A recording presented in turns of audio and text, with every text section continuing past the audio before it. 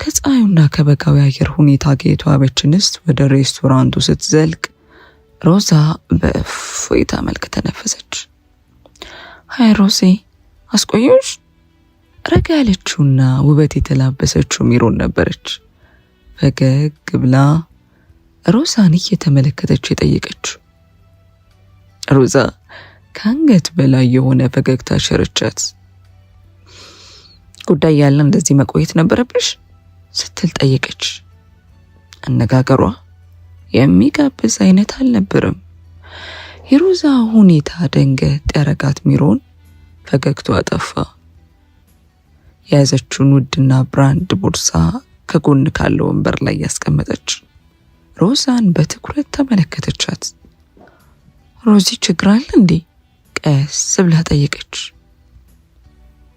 ሮዛ በተራዋ ሚሮንን ትክ ብላ ተመለከተች። ቀጠል አድርጋ ከፊቷ የተቀመጠውን ቀስቀስ ያለ ስፕራይት በደግ አድርጋ ጭልጥ አረገችው።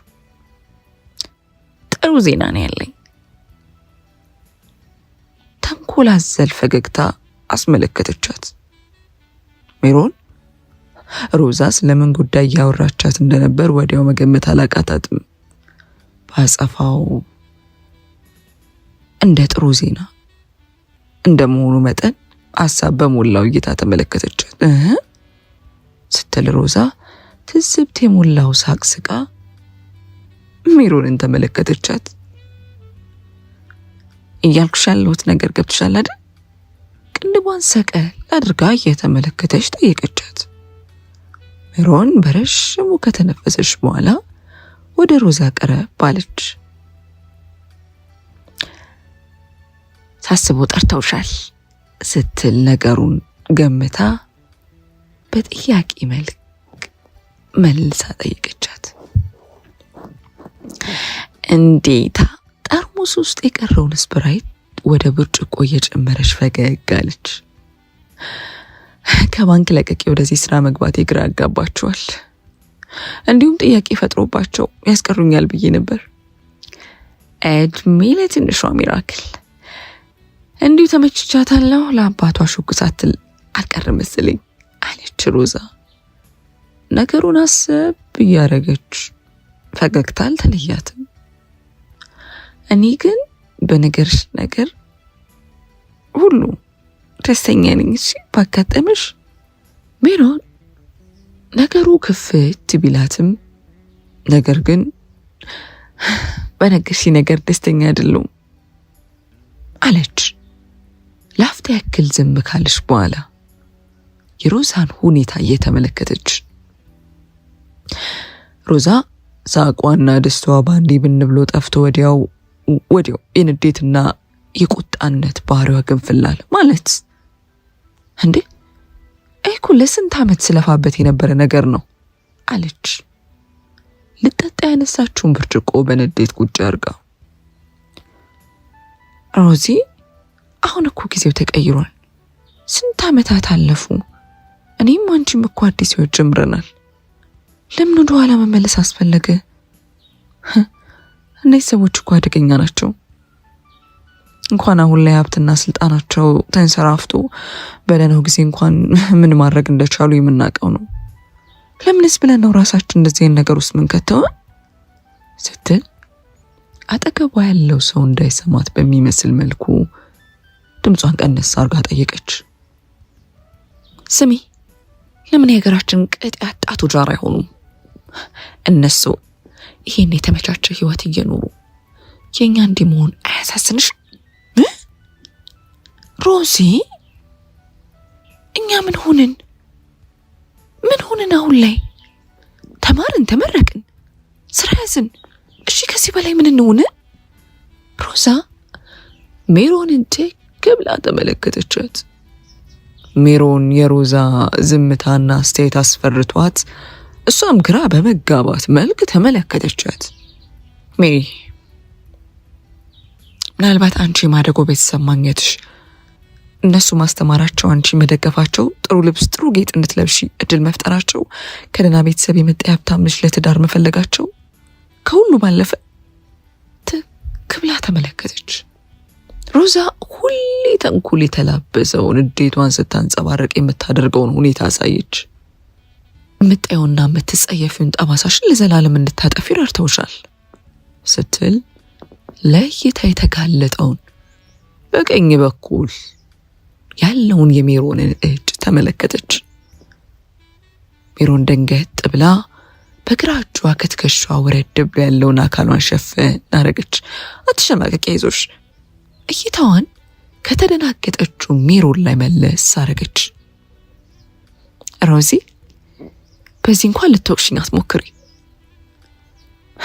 ጠባሴ ለኔ አካላዊ ብቻ ሳይሆን ስለ ልቦናዬም ነበር። እድል ቀንቶ የማስተካከል መቻሌን በመጥፎ አትይብኝ። እንባ ባሰሉት አይኖቿ እየተመለከተች ተናገረች። ሮዛ እጇን ወደ ላይ በማውለብለብ አስተናጋጁን ተጣራች። ምን ላምጣ? ምን ልታዘዝ? ፈገግ ያለና ተግባቢ አስተናጋጅ ይመስላል። የቤቱን ቆንጆ ሆነ አምጣልን እስኪ።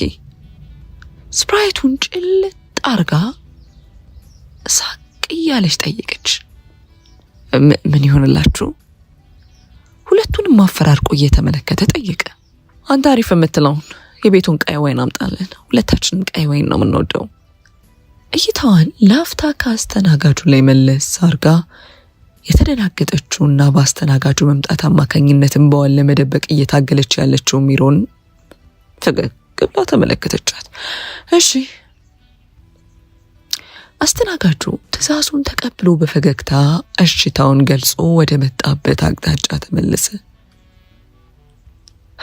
ከዚህ ቤት ወጥተን ቆየት ብለን ራት በልተን እናከብራለን ብዬ ነበር ያሰብኩት። ነገር ግን ገና ከበሩ ስትገቢ ነው ዛሬ ብዙ መቆየት እንደማንችል የተረዳሁት አለች ሜሮንን ትክ ብላ እየተመለከተቻት።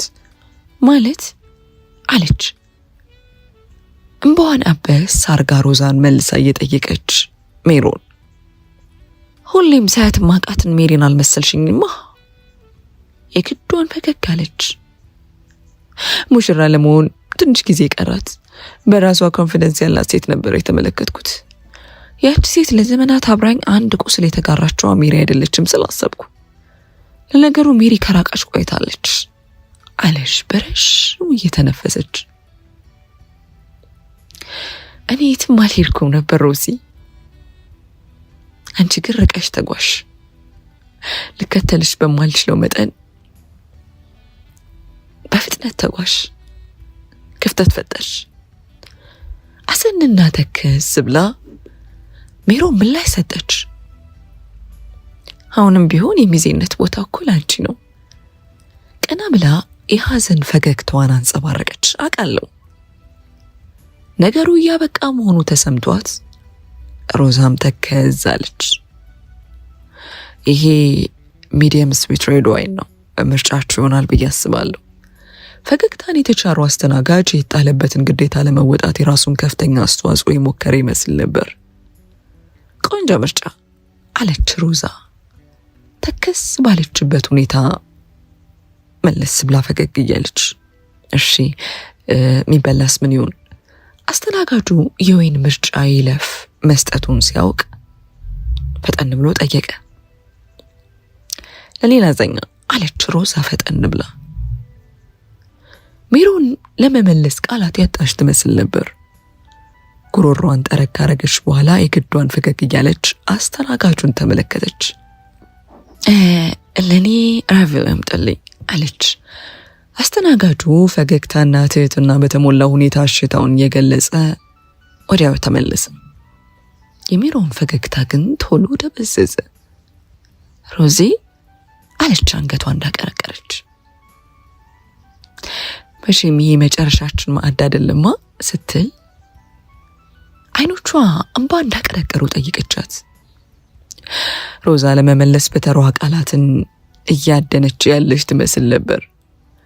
የልጅነት ጓደኛዋን ትክ ብላ ተመለከተች። አስተናጋጁ በክብር የቀዳውን ወይን ብድግ አረገች። ወደ አፍንጫዋ ጠጋ አርጋ በእርጋታ መልክ ሸተት አድርጋ አይኖቿን ጨፍን አድርጋ በአንደኛው የስሜት ዋሳ ወይኑን አደነቀች። ቀጠል አርጋም ወይኑን ቀመስ አረገች። ሜሮን የሮዛን ሁኔታ በትዕግስት በዝምታ መከታተሏን ቀጥላለች። ሮዛ ወይኑን ዳግም ተጎነጨች። እንደወደደችው ለመግለጽ በሚመስል ሁኔታ አይኗን በእርጋታ ከደን ገለጥ አድርጋ የወይን ብርጭቆ በቀስታ ወደ ጠረጴዛው መለሰች። ይገርምሻል ሜሪ፣ እንደዚህ አይነቱን አበላልና መጠጥ ሁሉ ነገር ከአሁን ጀምሮ በጥንቃቄ መልመድ ይኖርብኛል። ለአንቺ ችግር አይኖረውም፣ እኔ ግን አንዱ መስፈርት ብዬ ላስቀምጠው እችላለሁ አለች ሳቅ ብላ። የምታወራው ነገር የገባት ሜሮን ዝን ብላ ጭንቅላቷን ነቀነቀች። ሮዚ እጇን በጠረጴዛ በኩል ልካ የሮዛን እጅ ጨበጥ አድርጋ ያዘች። እባክሽ አልረፈደም፣ ወደዛ መንገድ መጓዝሽን አቁሚ እባክሽን ሮዚ። መልቀቂያሽን ፋይናላይዝ ካላደረግሽ ታዩ። በዚህ ጊዜ ባንክ ሄድ ኦፊስ ተቀጥሮ መስራት እኮ ትልቅ እድል ነው።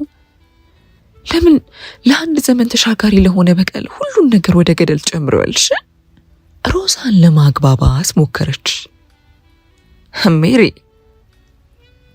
ኮስተር ያለው የሮዛ ፊት አንቺ በማደጉ የማደግ እድሉን አግኝተሽ ከሀብታም ቤተሰብ ጋር መኖር ስትችይ እና ህይወትሽን ጉጥኑም ሲያገኝ የደረሰብንን ስቃይና እንግልት የረሳሽ መሰለኝ። ሌላው ቢቀር ማርኮንና አቤልን እንዴት ትረዳቸዋለሽ? እነሱ ሞተዋል ሮዚ፣ ማዳን አልቻልም እንዴ። እነሱ ብቻ ሳይሆን ከእነሱ ጋር አጠቃላይ 12 ህጻናት ህይወታቸው አልፏል። እኔና አንቺና ስድስቶቻችን ግን በቃ በህፃንነታችን በክፉኛ ተቃጥለን ተጎርተን ድነናል። እሺ ከዛስ በቃ ህይወት ቀጠለ። ከሞተ ጋር እኮ አብሮ መቀበር አይቻልም ሮዚ አለች ሜሮን በሮዛ ልበግር ባይነት ብሽቅ ብላ። ብር የድሮ ማንነትን ያስረሳል ሲባል አላምንም ነበር። ለካስ ይኸው ከፊት ሆኖ እየተመለከትኩት ነው አለች ሮዛ በሜሮን ሁኔታ ተናዳ በብስጭት ሳቅ እያለች። ይሄ የብር ጉዳይ አይደለም ሮዛ ተይ፣ ምንም ቢሆን እኔም ተጎጂ ነበርኩ አለች ሜሮን ኮስተር ብላ። ግን በቃ ያሁሉ ነገር አልፎ ዛሬ እዚህ ደረጃ ላይ ደርሰናል። አንቺ የምትሆኚ ጠባሳሽን ሰርጀሪ ማሰራት አቅቶሽ አይደለም። በቃ ያንን ቁስላችን እናሰናብተው ሮዚ። እኔ ከ26 ዓመት በፊት በገንዘብ አይኑ ታውሮ እኛ ላይ ክፋትን የሰራብንን ሰውዬ ልበቀል ለበቀል ብዬ አሁን ላይ ያለኝን ነገር ማጣት አልፈልግም አለች። ነገሩ ስትናገር ሮዛን መመልከቱ አላስችል ብሏት አይኗን ከቦታ ቦታ አንከባለለች። ይገባኛል ሜሪ። ወይን የያዘ ብርጭቆዋን ቁጭ አርጋ ሮዛ ሜሮንን ተመለከተቻት። 16 ዓመታትን አብረን በጓደኝነት ስቆይ አንቺን ከዛም በላይ እንደማይሽ ታውቂያለሽ። ጓደኛዬን ብቻ ሳትሆኚ የቴ ጭምር ነሽ። ነገር ግን ከዓላማሽ ላደናቅፍሽ አልፈልግም ሜሪ። ለዚህ ነገር መብቃትሽ አስደስቶኛል፣ ከልቤ ነው። ሆኖ አለች ለፍታ ንግግሯን ገታ አርጋ። ይሄ በቀል መንገድ ለኔ ብቻ ብዬ የማደርገው ነገር እንዳልሆነ እንድታቂልኝ እፈልጋለሁ። የወይን ብርጭቆዋን አንስታ ተጎነጨች። ሮዚ እኛ ያሳለፍነው ነገር በምንም ነገር እንደማይካሳቃለሁ። ከኔ በላይ ደግሞ ያንቺ የመምና ስቃይ ብቻሽን እዚህ ለመድረስ የከፈልሽው መስዋዕትነት ሁሉ ነገር ግን አሁን ላይ ለራስሽ ብትኖሪ ራስሽን ደስተኛ ማድረግ ብትችይ ምንኛ ደስተኛ ሆን ነበር አለሽ ሜሪ ሐዘን የሞላው ፈገግታዋን እየለገሰቻት። እኮ አንዴ ብዬ እንቧዱ ብዱብ አለ። ማርኮንና አቤል ብዬ ልርሳቸው? በእሳት የተቃጠሉት የወንድሞችን ፊት እንዴት ብዬ ከፊቴ ሌላ አጥፋው? በሚንቀጠቀጡት እጆቿ እንባዋን በድጋሚ ጠረገች። ስሜቷን የተረዳችላት ሜሮን አብራት እንባዋን ማስነብ ጀመረች። መንታ ወንድሞቼና እነዛ ሌሎች ህፃናቶቹን ጩኸት፣ የስቃይ ድምጻቸው እንዴት ብዬ ልርሳው አለች። ሲቃ የተናነቀው ድምጿን በረሽሙ ተንፈስ ብላ ለማስወገድ እየጣረች በአንድ ግለሰብ ምክንያት ያውም አንድን ቦታ እንደ ግዛቱ ለመያዝ በሚል ተልካሻ ምክንያት ገና ለገና ቤተሰብ አልባ ናቸው በማለት እንደ በቆሎ እስከነ ህይወታቸው መጥበስ። ይህንን ግፍ እንዴት ብዬ ልረሳው ሜሪ? እናቴ የሆነች መንታ ወንድሞቼ መልካቸው እየጠፋኝ ነው። እነሱም ማስታወስ የምችልበት አንዳች ፎቶ እንኳን ሌላ ማስታወሻ የለኝም። እናቴስ በክብር ተቀብራለች። ነገር ግን መናገር ተናንቋት አንገቷን ላፍታ ደፋ አረገች። ዶግ አመድ ሆኖ የቀሩት ወንድሞቼ የበማቸው መርሳት አቃተኝ። እኔ የምኖርለት አንዳች ሰው የለም ሜሪ። አዲስ ቤተሰብ ወይም አፍቃሪ ሌላ ሰው ህይወቴ ውስጥ የለም። እስካሁን ቆሜና ጥርሴን ነክሼ እዚህ መድረስ የቻልኩት አንድ ቀን ያንን ህልሜ በቀሌን መበቀል እችላለሁ የሚል እምነት ስለነበረኝ ነው። እናም አሁን ላይ አቁሚ ብትይኝ ለእኔ ከገደል አፋፍ ላይ አቁመሽ ዝላይ እንደማለት ነው ሜሪ። ስለዚህ እኔን ለማሳመን በከንቱ አትልፊ። ቆፍጠን ብላ የሜሮን አይን እየተመለከተሽ መናገሯን ቀጥላለች። ባይሆን ዛሬ መጨረሻችን ምግብ በሰላም እንብላና እንለያይ። የግዷን ፈገግ ብላ እንባ ባዘሉት አይኖቿ የምትመለከታትን ሜሮን ተመለከተች። እንዲህ ባይሆን ደስ ይለኝ ነበር ሮዚ። ሜሮን ይህ የመጨረሻ ማዕዳቸውና ስንብት መሆኑን ተገንዝባ ነባች። እኔም ጓደኛዬ እንዲቀናኝ መልካሙን ተመኝልኝ። አንቺን ቢሆንሽ ያሰብሽ ቦታ እንድትደርሺ ደስተኛ እንድትሆኝ ከልቤ ምኞቴ ነው እሺ አለች። የሜሮንን እጅ ጨበጥ አድርጋ እያያዘች ሜሮን እያለቀሰች ጭንቅላቷን በአዎንታ ነቀነቀች። ሮዛና ሜሮን የ8 ዓመት ህፃናት እያሉ ነበር የሚተዋወቁት። ናዝሬት የሚገኝ የማደጎ ቤት ነበር ትውውቃቸው። ሜሮን እናትና አባቷን አታውቅም። ይኖሩ ይሞቱ እንኳን ምንም ፍንጭ የላትም። ሆስፒታል በር ላይ ተጥላ ነበር የተገኘችው። የአራስነት እድሜዋንም ሆነ ልጅነቷን ያሳለፈችው ምሳሌ በተሰኘ ማደጎ ቤት ውስጥ ነው። እሷን መሳይና ኩዮቿ ጋር አብራ ተጫውታና ፈርፈሽታ ነበር 8 ዓመት ለመሆን የበቃችው። ከዛ ነበር የእሷና የሮዛ ትውውቅ የጀመረው። ሮዛ ወደ ማደጎ ቤት ጎራ ያለችው ታናሽ መንታ ወንድሞቿን ይዛ ነው። ሮዛ ከሜሮን ጋር በእድሜ እኩል ብትሆንም በጸባይ ግን የሰማይና የመሬት ያክል ልዩነታቸው ሩቅ ነበር። ሜሮን እንደ እድሜዋ በልጅነት አጥሯ ስር ተከባ የምትኖር ልጅ ነበረች። በተቃራኒ ሮዛ የ8 ዓመት ወይስ የ18 ዓመት ልጅ እስክትባል ካለ እድሜዋ የበሰለችና አስተዋይ ነበረች።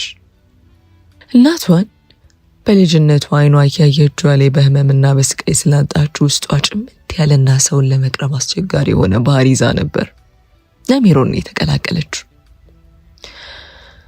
ማደጎ ቤት ውስጥ ከሌላ ህፃናት ጋር ለመቀላቀል ፍቃደኛ ያልነበረች፣ እንዲሁም ውስጡ ያለውን ስብራት ፊቷን ተመልክቶ መረዳት የሚችል ለወንድሞቿ ከለላና ጠባቂ ነበረች። አሳዛኝ ህፃን። ሆኖም በጊዜ ሂደት የመግባባት ሂደት ተጀመረ። ምንም ቆዳዋ ለመብሰል ቢጥርም እድሜዋ ለጋ እንደመሆኑ መጠን የልጅነት ወዝና ጣዕሙ መሃል ላይ መሸፈኑ አልቀርም ነበር። ለዛም ታላቅ ምስጋና የሚገባት ሜሮን ነበረች። እንደ ሌሎቹ ህፃናት ተስፋ ቆርጣና የሮዛን ቁጡ ባህሪ ታከተኝ ብላ ሳትሰለች በየዕለቱ እየጎተጎተችና ተማጽኖ እያረገች ሮዛ የነበራትን ጭምተኛ ባህሪ ለመቀየር ተገደደች። መግባባት እንደ ቀልድ ተላመደች። የመጀመሪያዋን የሴት ጓደኛ ያዘች። አጫዋቿ ሚስጥረኛዋ ሜሮን አደረገች። መንታ ናቸው እነዚህ ልጆች እስከ መባል የደረሱት ሜሮንና ሮዛ ጓደኝነታቸው የሚያስቀናና ደስ የሚል ነበር። በማደጎ ለማሳደግ የሚመጡ ቤተሰቦችም ሁሌ ለውሳኔ ተቸግሮ አብዛኛውን ጊዜ መመለሳቸው አልቀረም። ሮዛ ወንድሞቿን ትታ ወዴትም ንቅንቅ የማለት ሀሳቡ አልነበራት። ሜሮንም ብትሆን እህቴን በማለት ከሮዛና ከመንትዮቹ ስር ፈቀቅ ማለቱ ፈጽሞ አትፈልገውም ነበር። ይህ ፍቅራቸው አስቀኝና ተወዳጅ ሆኖ 2 ዓመታትን አስቆጠረ። የ10 ዓመት ታዳጊ ያሉ ነበር አስከፊውና ሰግናኙ አደጋ ምሳሌ ማደጎ ቤትን የቃኘው። ከአዲስ አበባ መጤ የሆነ የጊዜ ባለሀብት ምሳሌ ማደጎ ቤት ያረፈበት ስፍራና አካባቢው ላይ ዶፍ ጣለ። እንደ ቀልድ ወደ ሌላ መንገድ ሲያገድም ያስተዋለ ቦታን ከመንግስት ጋር በመደራደር ላሰበው ትልቅ ፋብሪካ አሻራውን የሚያሳርፍበት ቦታ ያ እንደሚሆን ከራሱ ጋር ተማክሮ ወሰነ። ማደጎ ቤቱ ከከተማው ትንሽ ራቅ ያለና በአካባቢው የሚገኘው ለእርሻ አገልግሎት የሚሆን ሰፊ መሬት እንደመሆኑ መጠን የሀገሬ ሰው እንዴ ብሎ መቃረን አልቻለም ነበር። ሆኖም ማደጎ ቤቱ ለባለ ሀብቱ እክል እየሆነ አስቸገረ። ያቀረበው ድርድር ሆነ ተቀያሪ ቦታ እዚህ ግባ የማይባልና ተቀባይነት ያልነበረው በመሆኑ አማካኝነት ድርድሩ ውድቅ ተደረገ። በዚህ ደንፎ የያዘው ባለ ሀብት ማደጎ ቤቱን ለማጥፋት ከወዲያ ወዲህ ማለቱን ቀጠለ። ሀብት እልህን ያመጣል የሚባለው ለሲው ነበር። ባለ ሀብቱ የማደጎ ቤቱ አስተዳደር እምቢታይ ንቀት ያህል መስሎት ሰማው። ከኔ በላይ ማን አለ? አቤት ባይ ቤተሰብ በሌላቸው ሕፃናት ላይ እጁን ለማንሳት ዳዳ። የማደጎ ቤቱ ዋና አስተዳደር የሰጡት ምላሽ እጅጉን ያንቀጠቅጠውና ህል ውስጥ ያስገባው ጀመር። ስነ ልቦና ካለው ያውም ከእንዳንተ አይነት ባለጸጋ ባለሀብት ለነዚህ ማንም ለሌላቸው ነገ ሀገር ተረካቢ ፍሬዎች ፍሬ የሚያፈሩበትን ነገር መዝራትና መትከል እንጂ ህልማቸውን ማጨድ እንኳን ተገቢ አልነበረም ነበር የማደጎ ቤት አስተዳደር። በጉቦ ሊያግደረድራቸው ሲሞክር የሰጡት ምላሽ። ጉዳዩን ተመልካች የነበረው የመንግስት አካል ለባለ ሀብቱ ቦታውን ለመስጠት መከጀሉን ጭምጭምታ ወሬ የደረሳቸው አስተዳደሩ በራሳቸውና ለህፃናቶቹ ተደራሽ መሆን በሚችሉ ሰዎች አማካኝነት ድምጻቸውን ማሰማት ቀጠሉ። የተለያዩ የህግ አካላት እንዲሁም የመንግስት ቢሮዎች እጃቸውን በማስገባት እንዲተባበሯቸው ጥያቄያቸውን ማቅረብና ትብብር መጠየቃቸውን ቀጠሉ። ይሄ ተግባርም ዘራፍ እንዴታ ያስባለው ባለ ሀብት ክፉኛ ያለ ተጋባ። የማደጎ ቤት አስተዳደሯን በማስፈራራት ዛቻ ነገሩን ለማቅለል ሞከረ። የማደጎ ቤት አስተዳደሯ በጊዜ ደህና ገንዘብ የሚባልና ደህና ኑሮ የነበራቸው ቢሆኑ የወጣትነት እድሜያቸውን በስራና በመትጋት ጨርሰው ለትዳርና ልጅ ለመውለድ የሚሆን ጊዜያቸውን በማሳለፋቸው ብቸኛ ሴት ነበሩ። በመሆኑም እናታቸው ከዚህ ዓለም በሞት ሲለዩ ነበር ብቸኝነታቸው ስር ሲሰድ ቤተሰብ የሌላቸውን 1-2 ህፃናት ወደ ቤታቸው አስገብተው የእርዳታ እጃቸውን መዘርጋት የጀመሩት። ስራው ደስተኛና ሰላም የሚሰጥ ሆኖ አገኙት። ካላቸው ነገር በላይ ስኬታማና ውጤታማ እንዲሆኑም ሙሉና ደስተኛ ሊያደርጋቸው የሚሆን ስራ ነው ብለው በመተማመናቸው ሰፋ አድርገው የበጎ አድራጎት ስራውን ጀመሩ። ለዛ ነበር ለአስተዳደሯ በገንዘብ መደለል የበታችነት መሆን፣ በዛቻና በማስፈራራት ደግሞ ወደ ኋላ መሸሽ ልክ እንደ ደካማነት የመቁጠር አይነት ስሜት እንዲሰማቸው ያደረጋቸው።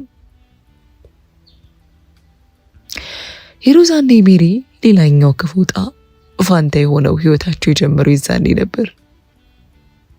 ፊት ለፊት አይን ለአይን ግንባር ለግንባር እንደሚባሉ የመጨረሻ ማስጠንቀቂያውን ለመስጠት ወደ ቢሮአቸው የመጣው ባለሀብት በንዴትና በደንፎ ከአስተዳደሯ ቢሮ ወጣ ብሎ ራቅ እንዳለ ያስተላለፈውን የተንኮል ሴራ እቅድ ለመስማት የቻሉት።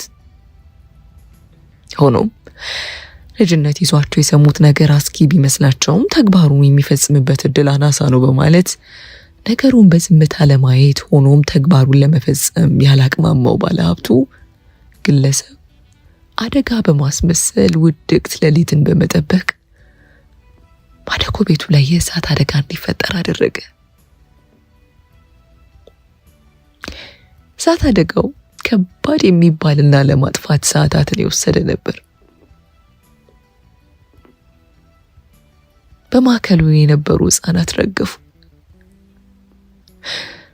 ሰብሳቢያቸው ከለላቸው የነበሩት የማደጎ ቤቱ አስተዳደርና መስራች ሲስተር እልፍነሽም ባይወልዷቸውም በእጃቸው ያሳደጓቸው ልጆቻቸውን ለማትረፍ ባደረጉት ሙከራ ከእሳት ውስጥ ለማምለጥ ባለመቻላቸው ሕይወታቸው አለፈ። እነዛ ምንም የማያውቁት ነጭ ወረቀት የነበሩት ሕፃናትም በከፊል ወደ አመድነት ተቀየሩ።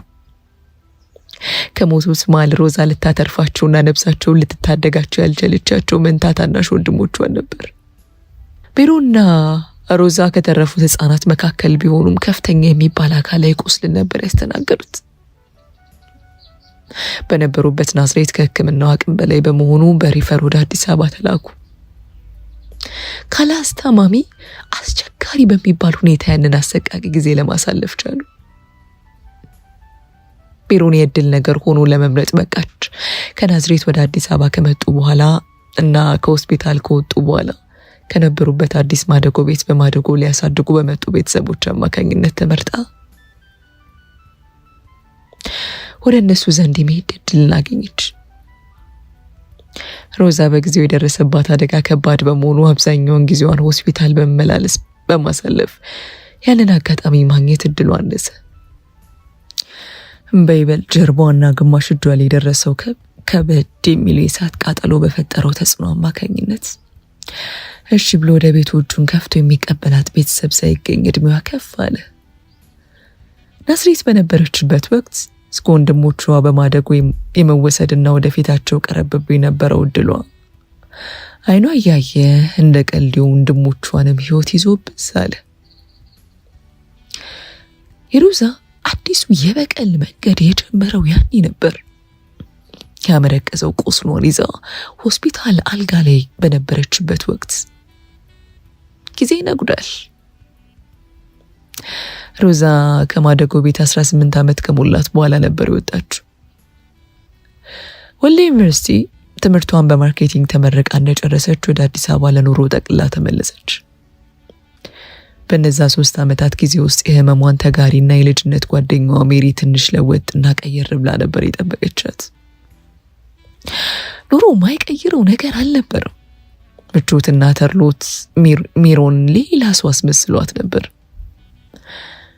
ምንም እንኳን ለሮዛ ያላት የጓደኝነትና የትነት ስሜት ባይለወጥ ባይቀየርም ሜሮን የደረሰባትን ነገር ወደ ጎን ተወት አርጋ አዲሱን ህይወቷ ላይ ትኩረት አርጋ መኖርን መርጣለች። የሜሮን ውሳኔ ቀይር ማለቱ ሮዛ ከተገነዘበች ሰንበት ብላ ነበር። ሆኖም ግን ህይወቷን የኖረችለት ብቸኛና ዋነኛ ምክንያቷ በቀልና በቀል ብቻ ነው።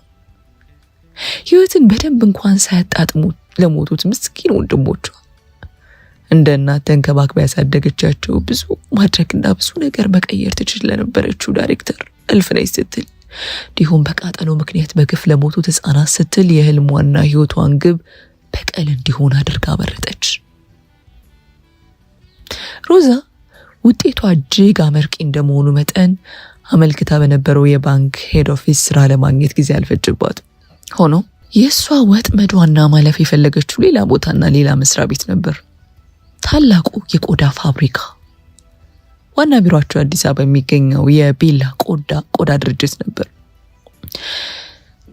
የወጥመዷ ክፍል አንዱ አጀማመሩ ያማረ ነበር።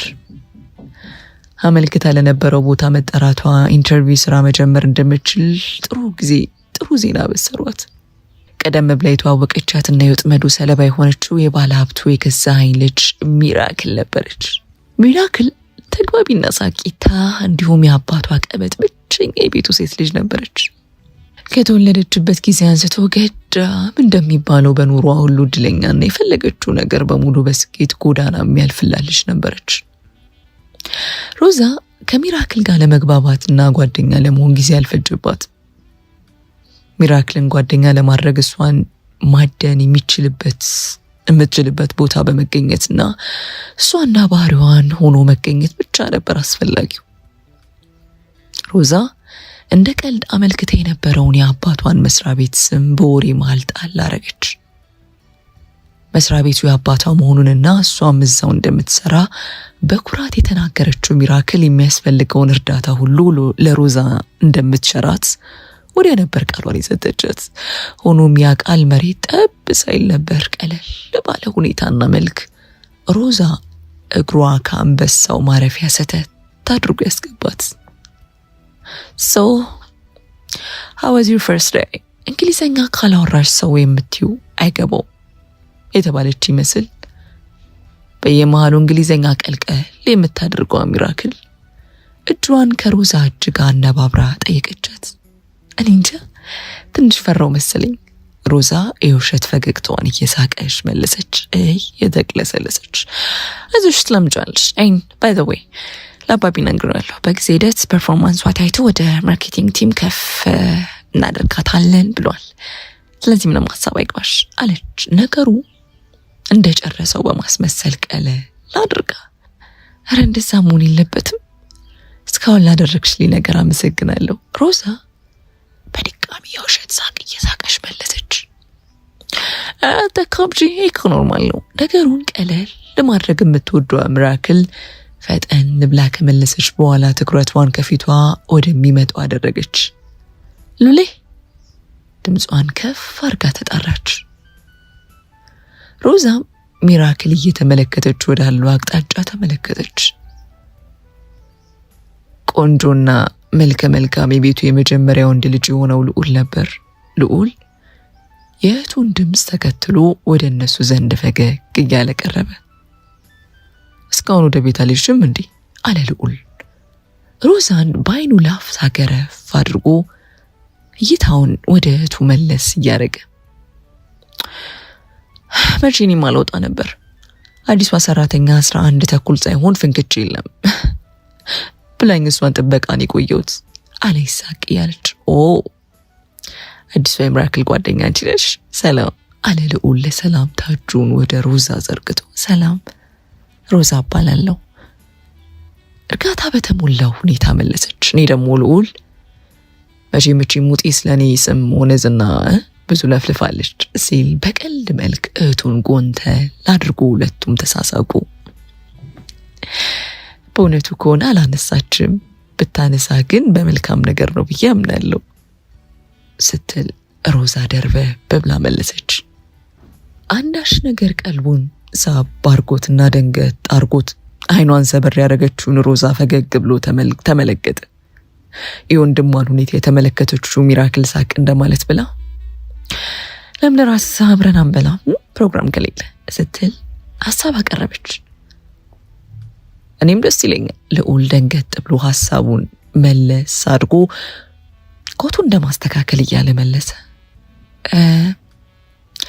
እኔ ግን ወደ ቤት ብሄድ ይሻላል። ዛሬ ካለ ወትሮ ሊዘንብ ቢፈልግ ይመስላል። በጊዜ ብገባ ሳይሻል አይቀርም አለች ሮዛ ጨለምለም ያለውን ሰማይ አሻግራ ተመልክታ።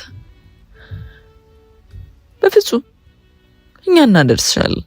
በዛ ላይ ዛሬ ልዑል እሺ ማለቱ ትንግርት ሆኖብኝ ሳልጠግብ አንቺን ቢብለሽማ አታጸፍሪኝም ስትል ሚራክል ወንድሟን በቀልድ መልክ ዘለፍ አረገችው። ቀልድና አሽሙሩ ለሱ መሆኑ የገባው ልዑል ፈጠን ብሎ ሳቅ ካለ በኋላ እኔ ያደርስሻለሁ አታስቢ ሲል ሮዛን ሊመለከት የጓጓውን አይኗን እየተመለከተ ተናገረ። ሮዛ ውስጧ ሀሳቧ እርምጃውን እያጠነከረ በመሆኑ ደስተኛ ብትሆንም እንደ ነገሩ ለማስመሰል ካንገራገረች በኋላ እሺቷን ገለጸች። ወደ ራት ግብዣው አመሩ። ወደ አካባቢ ካለ አንድ ደስ የሚል ሬስቶራንት ጎራ ብለው ምሽታቸውን በሳቅና በጨዋታ በትውውቅ አሳለፉ። ልዑል ቦታ ሊሰጠው ባይፈልግም ትንሽ ልቡ ለሮዛ ደንገጥ ያለ ይመስል ነበር። ዝናው፣ ገንዘቡና ቁንጅናው ከዙሪያ ሴቶች ባያጣም እዚህ ግባ የሚባልና ቀልቦን ሳብ ያረገችለት ሴት አልነበረች። የልጅነት የመጀመሪያ ፍቅረኛውም ወደ ውጭ ሀገር ከሄደች በኋላ ዳግም ልታገኘው ካሳወቀችው በኋላ ልዑል ልቡን ለሌላ ሴት ከፍቶ አያውቅም። ሆኖም አሁን ላይ በአንድ ቀን ትውውቅ ደንገጥ ያለ የልብ ትርታው ምን ሊሆን እንደሚችል እሱ መገመቱ ከብዶት ነበር። ቃል በገቡላት መሰረት ሮዛን ከተከራየችበት ገርጂ ሰፈር በመኪና ሸኟት።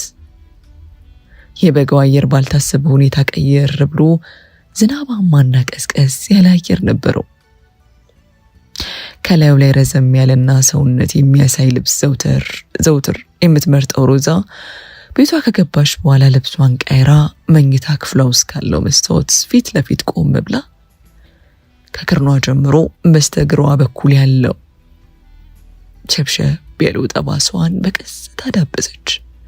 ቁስሏን ስትመለከት ከራሷ ህመም በላይ የአድኑኝ ድምፅ ያሰሙ የነበሩት የምስኪን መታ ወንድሞቿ ቅላጼ ይሰማት ነበር። ለዛም ነበር ሰውነቷን ዘውትር በመስታወት በተመለከተች ቁጥር በቀሏን መርሳት እንደማትችል ስሜት የሚሰማት። ሮዛ ቤላ የቆዳ አምራች ድርጅትን ከተቀላቀለች 5 ወራትን አስቆጥራ 6ኛ ወር ላይ ጥሩ ዜና ልትሰማ እንደምትችል ተስፋ ሰንቃ ነበር። የጓደኛዋ የሜሮን ሰርግ ዜና ከማህበራዊ ሚዲያ ላይ ተመለከተችው። ለዘመናት ሜሪ ስትመኙ የነበረው የአንደኛ ሚዜነት ቦታ ላይ ሌላ ሰው ተተክቶ የጓደኛዋን ደስታ ስትካፈል ተመለከተች።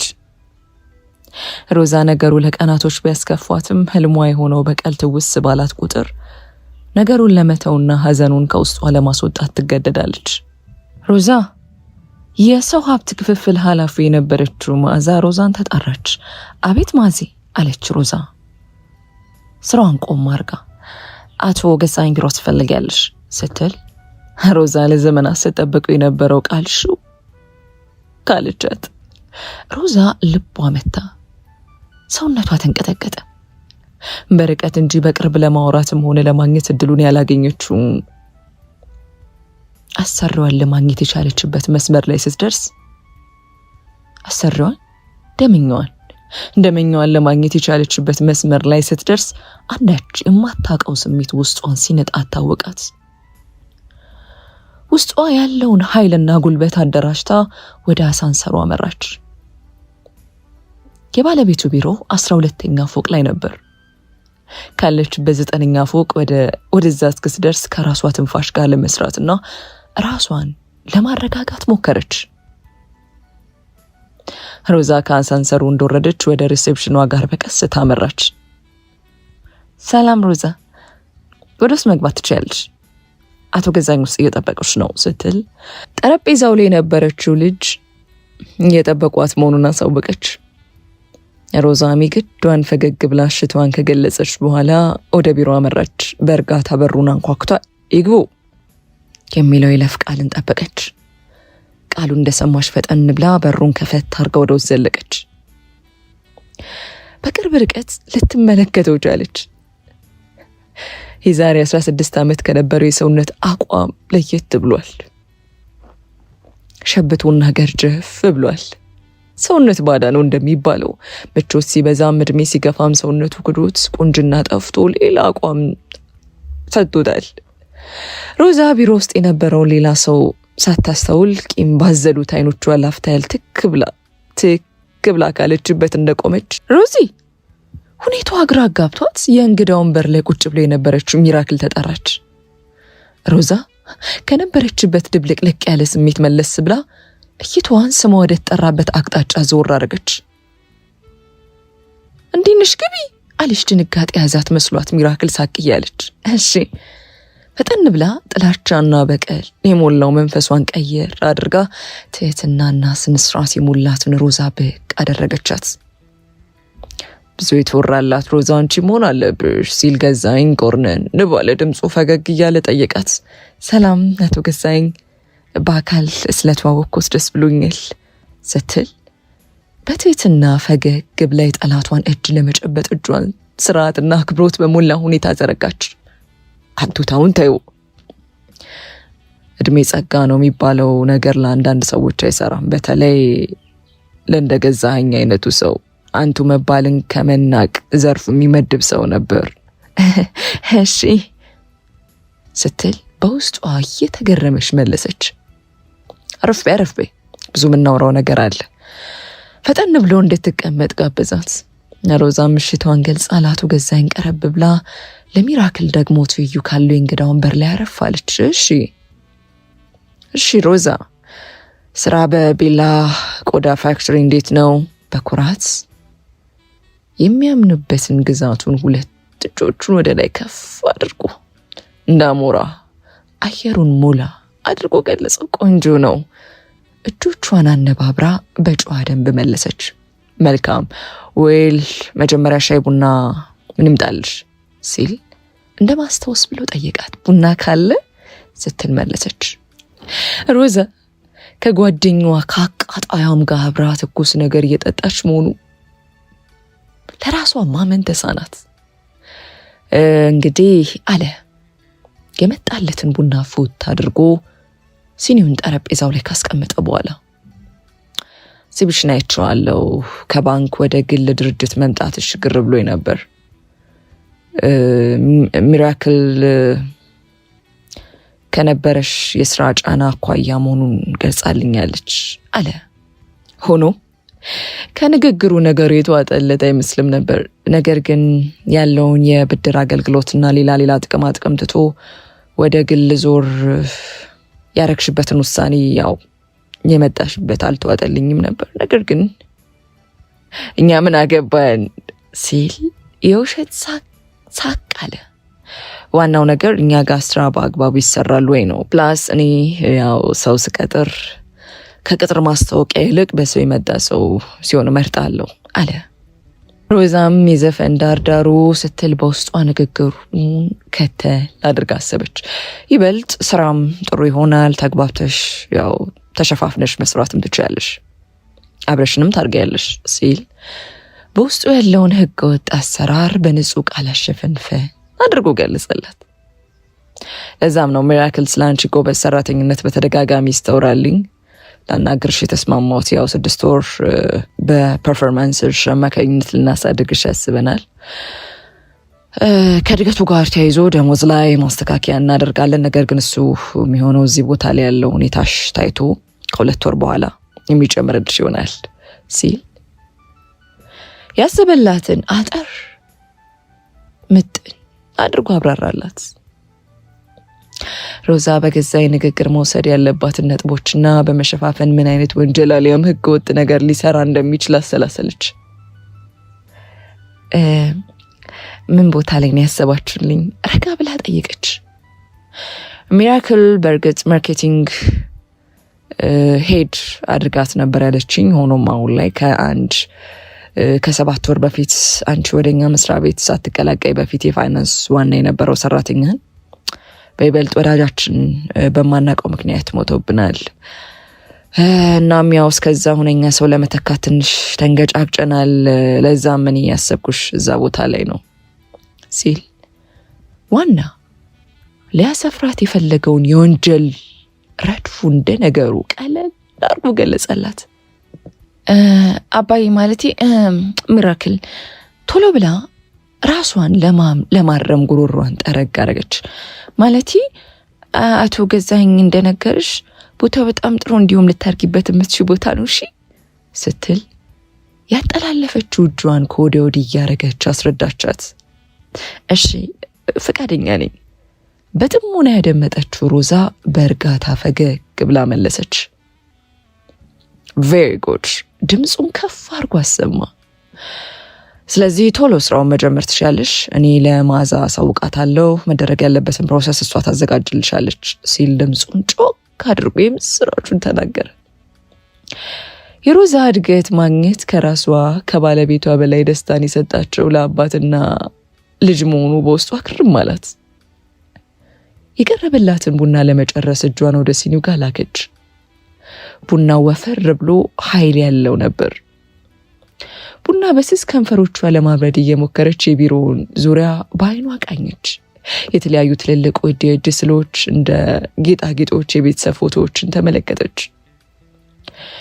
አቶ ገዛኸኝ የሰውን እንቅስቃሴ ፈጠን ብሎ ማጥናት የሚወድ ሰው እንደመሆኑ መጠን በጥንቃቄ ሮዛን እንቅስቃሴ መመልከቱ እሱም አልቀረም ነበር። እይታዋን ተከትሎ እሱም የምታየው ፎቶዎች ላይ አይኑን ጣል አረገ። ቀረብ ብለሽ መመልከት ትችላለሽ እዛ ጋ ያሉት ፎቶዎችን ሲል በሚራክል አቅጣጫ ያሉትን ፎቶዎች በእጁ ጠቆም አረገ። ናዝሬት እና በዚህ ገደማ ደግሞ ወደ ሱሉልታ ያለው ፋብሪካችን ነው። በዋናነት የናዝሬቱ የመጀመሪያ የቤላ አሻራ ያረፈበት ፋብሪካችን ነው ሲል በሙሉነት ድምፁን ከፍ አድርጎ ገለጸላት። ሮዛ አንዳች ነገር ውስጧን ሽክክ ሲላት ተሰማት። እድገቷ፣ ቤተሰቦቿ፣ ወንድሞቿ፣ ሌሎቹ ህጻናቶች ዳይሬክተር እልፍነሽ በአይኗ ልብ አሉባት። የዛን ሌሊት ላይ የነበረው የስቃይና የጣር የረሱልኝ ድምፅ የቃጠሎ ሁኔታ ከፊቷ ታያት። ሰውነቷ አንዳች ነገር አሰፈዘፈው። ቀዩ ፊቷ ቲማቲም መሰለ። የግዷን በቀስታ ብድግ ብላ ወደ ፎቶቹ ቀረባለች። ተመለከተችው። ያደገችበት ለ2 ዓመት ቢሆንም የቆየችበት ቤት የቱ ጋር እንደሚገኝ ሙሉ እስከሚጠፋ ድረስ ተቀይሮ በፎቶ ተመለከተችው። ከፋብሪካው በፊት ቦታው ላይ ምን ነበር ስትል ፊቷን መለስ እንኳን አድርጋ ሳትመለከተው የግዷን በቀስታ ጠየቀች። አለ የሶፋው እጀት አመት እያረገ። እዚህ ግባ የሚባል አልነበረም። ዝም ብሎ ነገር ነበር። ባይሆን የሆነ የልጆች ማደጎ ቤት ነበር። በእሳት አማካኝነት ወደመ አለ ነገሩን አጣጥሎ። እሳት አለች። አዎ አደጋ ነበር። ያው ቦታው በድጋሚ መታደስ የሚችልበት አጋጣሚ ስላልነበር ቦታው ለኔ ተሰጠኝ። ያው ስራውን ሀብለን ጀመርን። እንደዛ ነው። ድል እንዳደረገ ሰው ፈገግ ብሎ መለሰ። ሮዛ እልዋና ንዴቷ ሰውነቷን ሲነዝራት ተሰማት።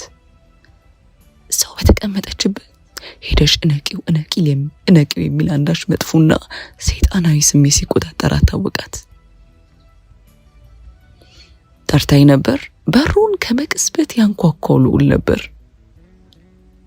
በሩን ከፈታ አድርጎ ገባ እንዳለ አባቱን የጠየቀው። አዎ ልጅ ልዑል ግባ። እጁን ከፍ አድርጎ ገዛኝ ለፍ ቃል ሰጠ። ልዑል ከወትሮ ለየት ባለ መልኩ ኮስታራ የሚመስል ሁኔታ ላይ ነበር። ያልጠበቃትን ሮዛን ሲመለከት ደንገጥ ብሎ ፈገግ አለ። ሮዚ እንዴት ነሽ? በከፊል ፊቷ የሚታየውን ሮዛን ሰላም አለ። ሮዛን ንዴቷን መለስ እንደማድረግ ብላ ፊቷን ወደ ልዑል መለስ አረገች። እንዴት ነህ ልዑል? ረጋ ባለ ድምፅ ሰላምታ ሰጠች። ልዑል ስላያት ደስ ያለው ይመስል ነበር። እጆቹን እያፋተገ አንገቱን ሰበር አረገ። አረፍ አትልም እንዴ?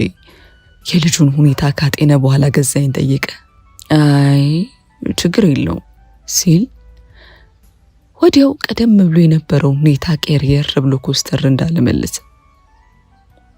ለምፈልገኝ ነው ፈጠን ብሎ ጠየቀ። ከዛኝ በልዑል አመላለስ የተበሳጨ ይመስል ነበር።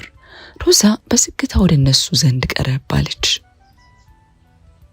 ይቅርታ አቶ ገዛኝ ከመሬት አስተዳደር ቢሮ ባለ ጉዳዮች መጥተዋል አለች ቀደም ብላ ሮዛን ስታስተናግድ የነበረችው ልጅ። ኦ መጡ፣ በቃ እንግዳ ማስተናገድበት ቢሮ አስገባያቸው መጣው አለ። በጉጉት ሲጠብቃቸው የነበሩ ሰዎች እንደነበሩ ከሁኔታው ሮዛ ተረዳች። መሬት አስተዳደር ሌላ ስራ ስትል በውስጡ አሰበች። ልጆች ተጫወቱ፣ በቃ መውጫ ሰዓትም እየደረሰ ነው።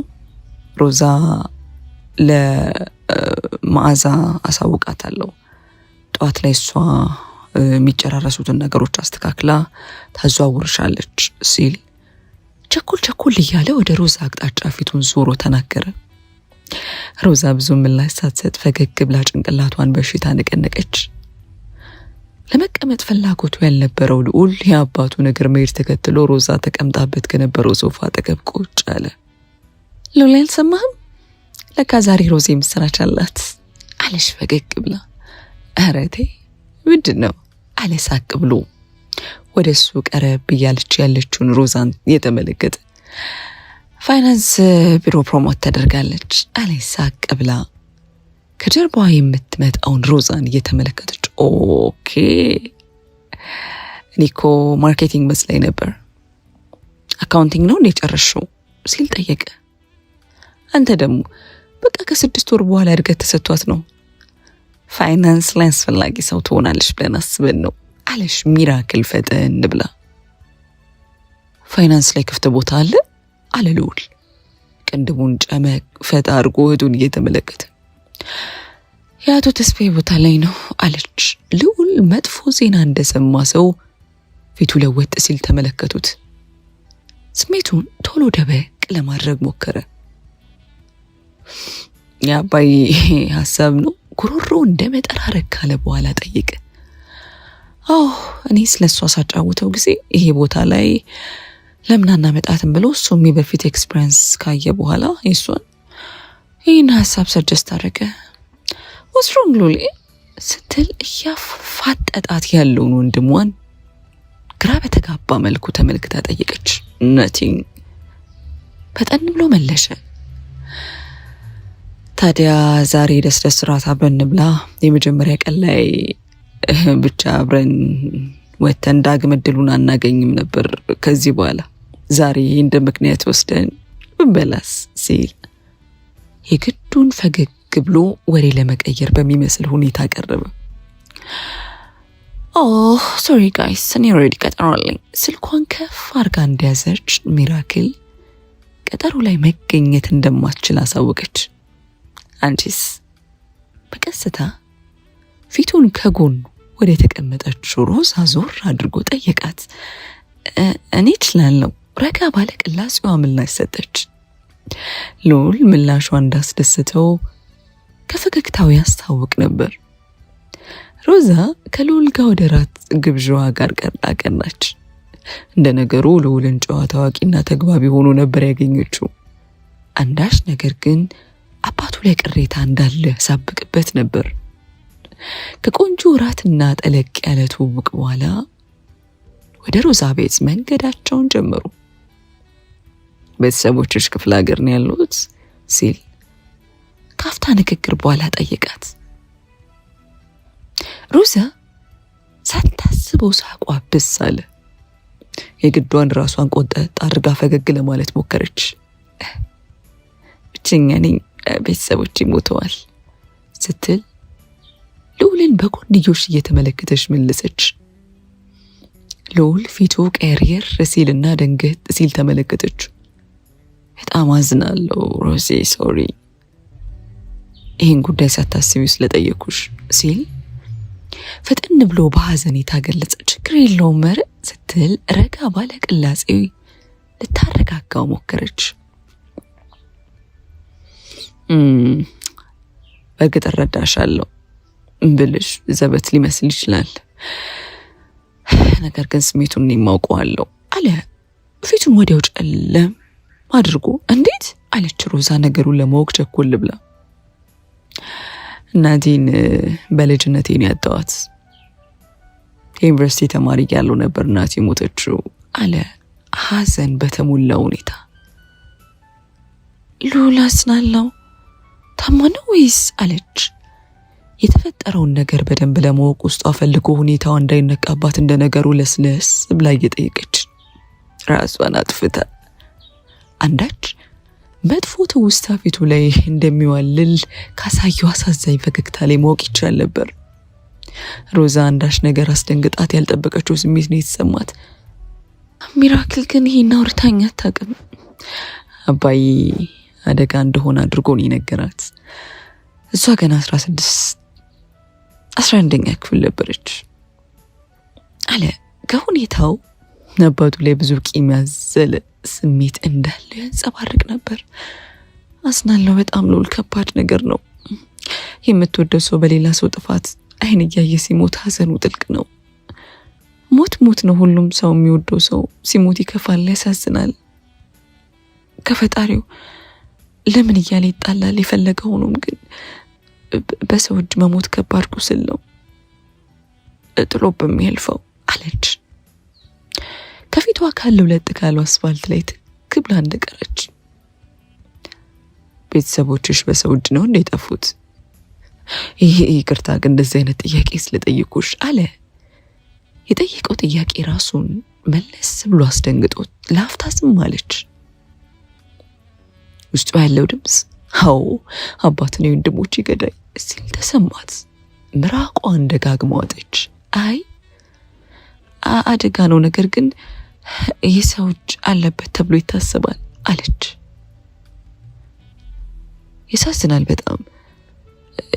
ይቅርታ ሮዚ፣ ምሽታችን በማይሆን ጥያቄ ያበላሸ ነው። ይቅርታ የሮዛን ምቾት መነሳት አስተውሎ ፈጠን ብሎ ራሱን አረመ። ሮዛ የግዷን ፈገግ ብላ ተከዛለች። ልዑል ሮዛን ወደ ቤቷ ሸኝቶ ወደ ቤቱ ሲመለስ መንገዱን በሙሉ ስለ ሮዛ ሲያስብና ሲያሰላስል ቆየ።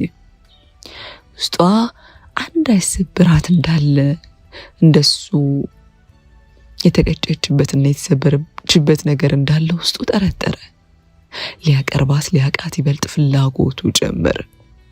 እንደ ቀልድ በወሬ ሰበብ ያነሳባት ምስኪኑ እናቱን እያሰበ አይኑን ባሰለ። የሮዛ በሰው እጅ መሞት የሚለው ቃል ጆሮ ላይ ደጋግሞ አቃጨለበት። የእናቷ አሟሟት ከዛ ያልተናነሰ መሆኑን ሲያወጣ ሲያወርድና አባቱ ላይ ያለውን ቂም ሲያመረቅስ ተሰማው። ልዑል ለእናቱ ሞት ደራሽ መሆን ሳይችል ነበር ሕይወቷ የተቀጠፈው። የልዑል እናት ቆንጆ ደርባባ ሴት ነበረች። ሆኖም ያገባችው ሰው አረመኔ የሆነባት፣ የሶስት ልጆቿ አባት የሰው ስጋ በል እምነት አጉዳይ ጨካኝ ሰው ሆነባት። ፍቅሯን እምነቷን በተደጋጋሚ ቀጠፈባት። በተደጋጋሚ ከጀርባዋ ሄደባት። የባሏ ታማኝ ለመሆን አልፎ የሚሰራቸው ወንጀል ጠቀስ የሆኑ ስራዎች አብረው መኖር እንዳትችል አደረጋት። ልዑል የእናቱን ቁስልና ሐዘን ቢያውቅም እናቱ ግን ጠንካራ ሴት እንደነበረችና ልጆቿን ይዛም ቢሆን አዲስ ኑሮ ለብቻቸው መጀመር የምትፈልግ ቆራጥ ሴት መሆኗን ነበር የሚያውቀው። አብሯት እንደሚሆንና እንደሚያግዛት ቃሉን በሰጣት ሳምንት ራሷን ሰቅላ መኖሪያ ቤታቸው ውስጥ እንደተገኘች መሮ ተረዳ። ልዑል እነሱ ልጆቿ ላይ የሚያስጨክን አንዳች ነገር ምን አእምሮዋ እንደቀየራት እስካሁን ድረስ የግር እሳት የሚሆንበት ጉዳይ ነበር። ልዑል አባቱን በጥላቻና በቂም ይዞ ትምህርቱን ጨረሰ። አባቱ የሚሰራቸው መጥፎ ተግባሮች፣ እናቱ ቀደም ብላ ነግረው የነበረው ሴራዎች ቀስ በቀስ እየተገለጡለት መጡ። ቀረብ ብሎ ከአባቱ ጎን በመሆን አባቱን ለማጋለጥና አባቱን አዘቅጥ ለማውረድ ተዘጋጀ። ሆኖም ዙሪያው ገንዘብ ወዳድ በሆኑና ከአባቱ ጋር እጅና ጓንት በሆኑ ሰዎች ዙሪያ የተከበበ ነው። ልዑል ሮዛ ከገባችበት ነገር ሊታደጋት እንደሚገባ አስበ። በአጭር ጊዜ ውስጥ ያውም እንደዚህ አይነት ከባድና ቁልፍ ቦታ ላይ ካለምንም ምክንያት አባቱ እዚህ ቦታ ላይ ሊያስቀምጣት እንደማይችል ገምቷል። ሮዛም ቢሆን በፊኑ የዚህ ጉዳይ ሂደቱ አልተፋጥም ነበር። ሆኖም ደስተኛ ነበረች። አንዱ ሀሳቧና የበቀል የመጀመሪያው መንገድ ቁልፍ ቦታ ላይ ሆኖ በቅርብ ርቀት የሚሰሩትን ህገወጥ ስራ መከታተል ነበር። ሮዛና ልዑል ባላሰቡት መልክ ይበልጥ መቀራረብ ጀመሩ። ሮዛ ምናልባት በአንድ ድንጋይ ሁለት ወፍ የመምታት ያህል ሆኖ ተሰማት። ልዑልን መጠጋት ሌላኛው የበቀል መንገድ ሊሆንላት እንደሚችል አድርጋ አሰበች። በእርግጥ ይህን ሴራ ስታቅድ በቅድሚያ ወጥመዷ ውስጥ እንድትገባ የፈለገችው ሚራክል እንጂ ለልዑል የታሰበ ቦታ አልነበረም። ሆኖም ልጅ ሲጎዳ እንደማየትና በልጅ የመጣ ቁስል ምን ያክል እንደሚያም ለከሳይን ትልቅ ማሳያ ልታደርገው እንደምትችል አሰበችበት። የሆነ ቦታ ወስደሻለሁ ብለኸኝ ነበር፣ የት ነው ስትል ፈገግ ብላ በወሬ መሃል ጠየቀችው። ልዑል ፈገግ አለ። ብዙ አጓጊ፣ ብዙ ደስ የማይል ቦታ ላይሆን ይችላል ሲል አንገቱን ሰበር አረገ። ግን ለእኔ ትልቅ ቦታ ነው በወስድሽ ደስ ይለኛል አለ ፈራ ተባ እያለ። እንዴት ችግር የለውም አለች። ምክንያቱም ሁሉ ነገር ለሮዛ የፍቅር ጅማሪና ጨዋታ ሳይሆን ነገሮችን በቅርብ መመልከት የምትችልበት ሁኔታ ስለነበር ነው። ልዑል የሮዛ ፈቃደኝነት ደስ ብሎት መኪናውን ሰፊው አስፋልት ላይ ሸብለል አደረገ። ወዴት እያቀኑ መሆናቸው ግራ ቢገባትም በመጨረሻ የደረሱበት ቦታ ከገመተችውና ከጠበቀችው ቦታ ለየት ያለ ነበር። የመቃብር ስፍራ ነበር። ተንገጣለች። ልዑል የት ነህ? ማማ ጋር የመጣ ነው አለ። የመኪናውን ባትሪ እያጠፋ። ሮዛ ለአፍታም ቢሆን አንዳች የሚደብር ስሜት ውስጧን ወረረው። ልትበቀል ልትጎዳቸው የቀረበቻቸው ልጆችና ቤተሰብ እናት መሆኗን ስታስብ የማይሆን ስሜት ውስጥ አረበሹ።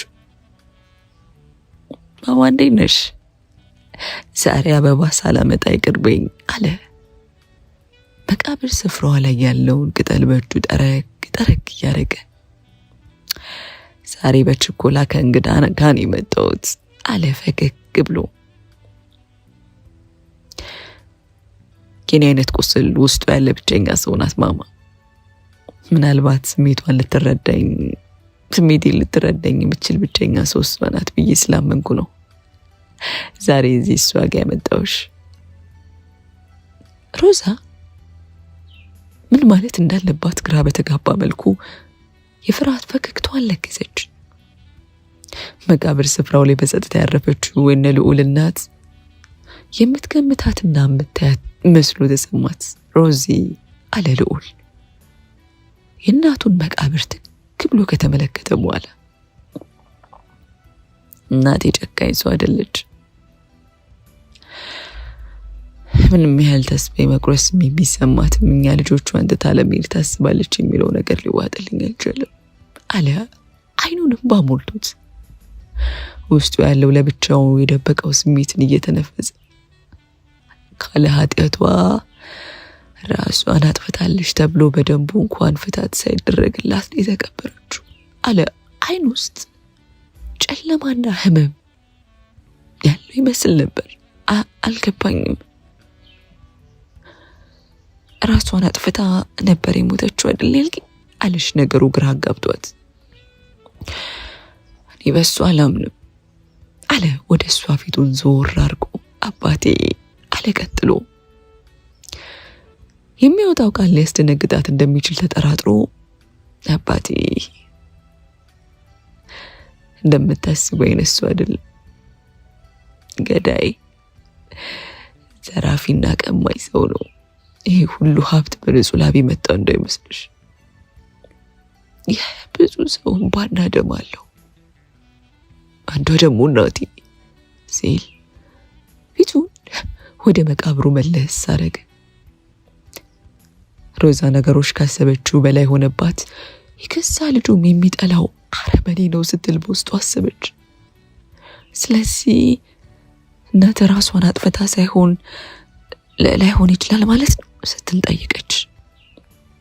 ልዑል በአዎንታ ጭንቅላቱን ነቀነቀ። አባዬ ማማ ሊማግጥባት ነበር። ከዛ ባለፈ የነበሩ ብዙ ሌላ ችግሮች ነበሩ። የሚሰራቸው ወንጀል በጉቦና በሙስና አፋቸውን የሚያዘጋቸው የመንግስት አካል ጋር የሚሰራው ህገወጥ ስራዎች በሙሉ ታውቅ ነበር። ማማ ሀሳቧ እኔና ሚራክል እና ታናሽ ወንድማችን ማራኪን ይዛ መጥፋት ነበር። ከዛም ቀስ በቀስ ስራውን ማጋለጥ። ታዲያ ይህን የምታስብ ሴትዮ እኔን ልጇን ጠርታ ለነገሮች እንድዘጋጅ ባሳወቀችኝ ሳምንት ራሷን ሰቅላ መገኘቷ ተሰማ። ታዲያ ይህን እንዴት ብዬ ልመን ሮዛ ሲል ጠየቃት። ሮዛ ከፊቷ የቆመው ሰው እስካሁን በሌላ እይታ የተመለከተችውና በማይሆን ግምት የገመተችው ሰው መሆኑን ተገንዝባ ከዛኝ ባዳና የማያውቃቸውን ሰዎች ብቻ ሳይሆን የገዛ ሚስቱና ልጆቹ ላይ በደል የሚፈጽም አረመኔ ሰው መሆኑን ተገነዘበች። ሮዛና ልዑል የጋራ ቁስል ያላቸው አይነት ስሜት ተሰማ። ተቀራረቡ። ትንፋሻቸው ሲጋጠም ታወቃቸው። ያሉበት ቦታ ተገቢ ያለመሆኑ ተሰምቷቸው የተቆላለፈ እጃቸውን ፈጠን ብለው ተላቀቁ። ልጆች ደህና ናችሁ? የመቃብር ስፍራው ጥበቃ ባደረጉት ብርጭቆ ቂጥ መነጽር ሁኔታቸውን ትክ ብለው ተመለከቱ። ደህና ነን ልዑል ደንገጥ ብሎ መለሰ። አይ ዘንድሮ ልጆች መጋኛ እንዳይመታችሁ አሉ እንደማቁጠምጠም እያሉ ወዲያው ከቦታው ዞር አሉ። የጥበቃውን ንግግር ያሳቃቸው ሉልና ሮዛ ላፍታ ያልተሳሳቁ። ልዑል ከሳቁ በኋላ ትክ ብሎ ተመለከታት። ወድጄሻለሁ አለ። በንፋሱ አማካኝነት አይኗን ከለል እያደረገ ያስቸገራት ጸጉሯን ገለል እያደረገ። ሮዛ የተሰማት ስሜት ውስጧ እንደከበዳት ተሰምቷታል። ልዑል እንዲህ ብላ መግለጽ የማትችለው ስሜት የተሰማት መሆኑ ታወቃት። የተሸፈነው ራሷንም የከዳች ያህል ሆኖ ተሰማት። ሮዛ በመቀራረባቸው አማካኝነት ለልዑል እየተሰማት ያለው ስሜት ግራ ቢያጋባትም ቦታ ላለመስጠት እየታገለች የነበረው ነገር ነበር። ፋይናንስ ቢሮ ከወዲህ ጀምሮ የሚጭበረበረው ህገወጥ ስራ አባቱን መቀመቅ ለማውረድ ጫፍ ላይ እየደረሰች መሆኑን ብትገነዘብም ለልዑል እየተሰማት የነበረው ስሜት ግን በቀላሉ ችላ ለማለት አልቻለችውም ነበር። ሮዛ ከልዑል ጋር የጀመረችው የፍቅር ጎዳና ለሷም ከበድ እያለ ሲመጣ ታወቃት። ለሷ በቀል ማለት መቀመቅ ማውረድ ብቻም ሳይሆን በሚወዱት ሰው አስታኮ ያንን ሰው ማቁሰልና ማድማት ነበር። ሆኖም በምን ህሊናዋ አስችሏት ልዑልን መውጋት እንዳለባት ግራ ገባት። ቀደም ብሎ የሷን ቦታ ሲሰሩ የነበሩት አቶ ፋንታዬ አሟሟታቸው ድንገተኛ ሲሆን በግድያ መሆኑን የደረሰችበት ሮዛ አቶ ገዛኸኝ እንዲህ በቀላሉ ልትተው የማትችለው አደገኛ ሰው መሆኑን ተገንዝባለች። ሮዛ ከተቀመጠችበት አልጋዋ ላይ አንዳች ስልኳ ቃጨለ። የማታውቀውና ከሀገር ውጭ የሆነ ስልክ ነበር። ሄሎ አለች። ሄሎ ሮዚ አለ ከስልኩ ውስጥ የወጣው ድምፅ። ሮዛ የምታውቀው የሚሮን ድምፅ ነበር። ሜሪ አንቺ ነሽ አለች ሳታስበው፣ አይኗ በእንባ ተሞልቶ። እኔ ነኝ ሮዚ፣ እንዴት ነሽ? አሜሪካ ነኝ ያለሁት፣ ግን ከአእምሮ ጠፍተሽ አታውቂም። ሰሞኑን ደግሞ ቅዠት ቢጤ ይሁን ህልም አንዳች ነገር ብቻ ሲያሳደኝ ድምፅሽን ልስማው ብዬ ነው መደወሌ አለች ሜሮን። ሮዛ የጓደኛዋ የእህቷን ድምፅ ስትሰማ ሳቅ አለች።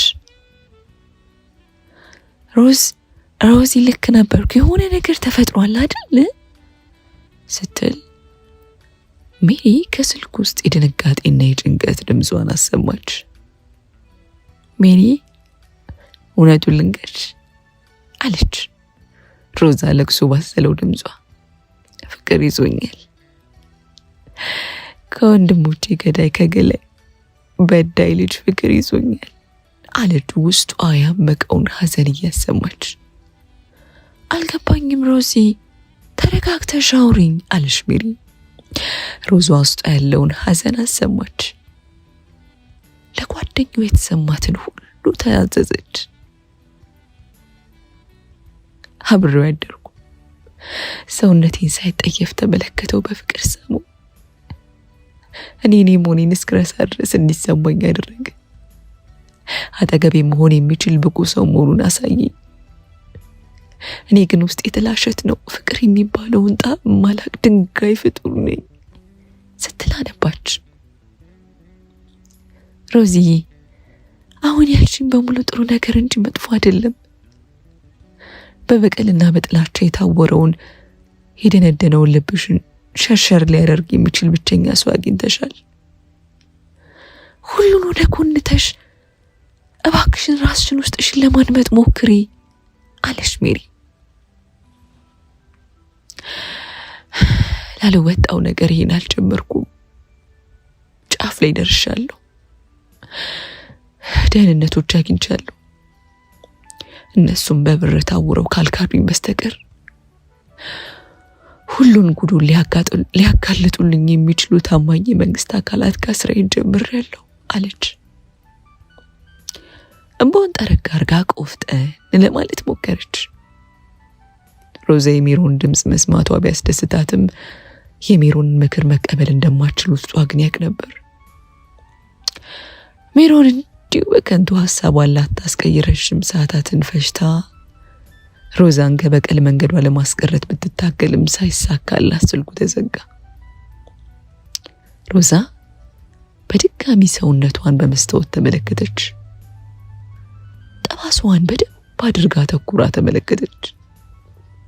መንገዷን መሳት እንደሌለባትና የረዥም ዓመት ህልሟ ሊሳካ ጫፍ እንደደረሰ አድርጋ አሰበች። ሆኖም ልዑልን የመጉዳቱ ሀሳብ ከጨዋታ ውጪ ለማድረግ ወሰነች።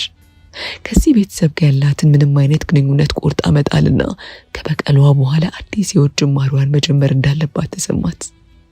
ደርሰናል፣ ፋይሎቹ ተዘጋጅተዋል ሲል አንድ ጉርነን ያለ ድምፅ ሮዛ ቢሮ ውስጥ እንዳለች ደውሎ ጠይቃት። አዎ አንዴ ጠብቀኝ፣ ረጋ ባለመልኩ ምላሽ ከሰጠች በኋላ ከቢሮ ዞር ብላ ስልክ ለማውራት ወደሚመቻት ቦታ ጠጋለች። አሁን አይሆንም፣ ግን ሰራተኛ በማይኖርበት ሰዓት ነው ሊሆን የሚችለው። ለብቻው ልዩ እንግዶች ማለትም ቪአይፒ የሚያስተናግድበት ክፍል ሁሉ ነገር እንዳለ ደርሼበታለሁ። ትናንት ማታ ቤታቸው ራት ጠርተውኝ ተገኝቼ በነበረበት ሰዓት ቁልፉን ሰርቄ ወስጃለሁ። እስካሁን የጠረጠረ ማንም ሰው የለም አለች በሚሾካሾክ ድምፅ። ሪሴፕሽን ላይ ያለችው ልጅ ግን ዞር ማለት ይኖርበታል። እስከዛ ታገሱኝ አለች ፈጠን እያለች።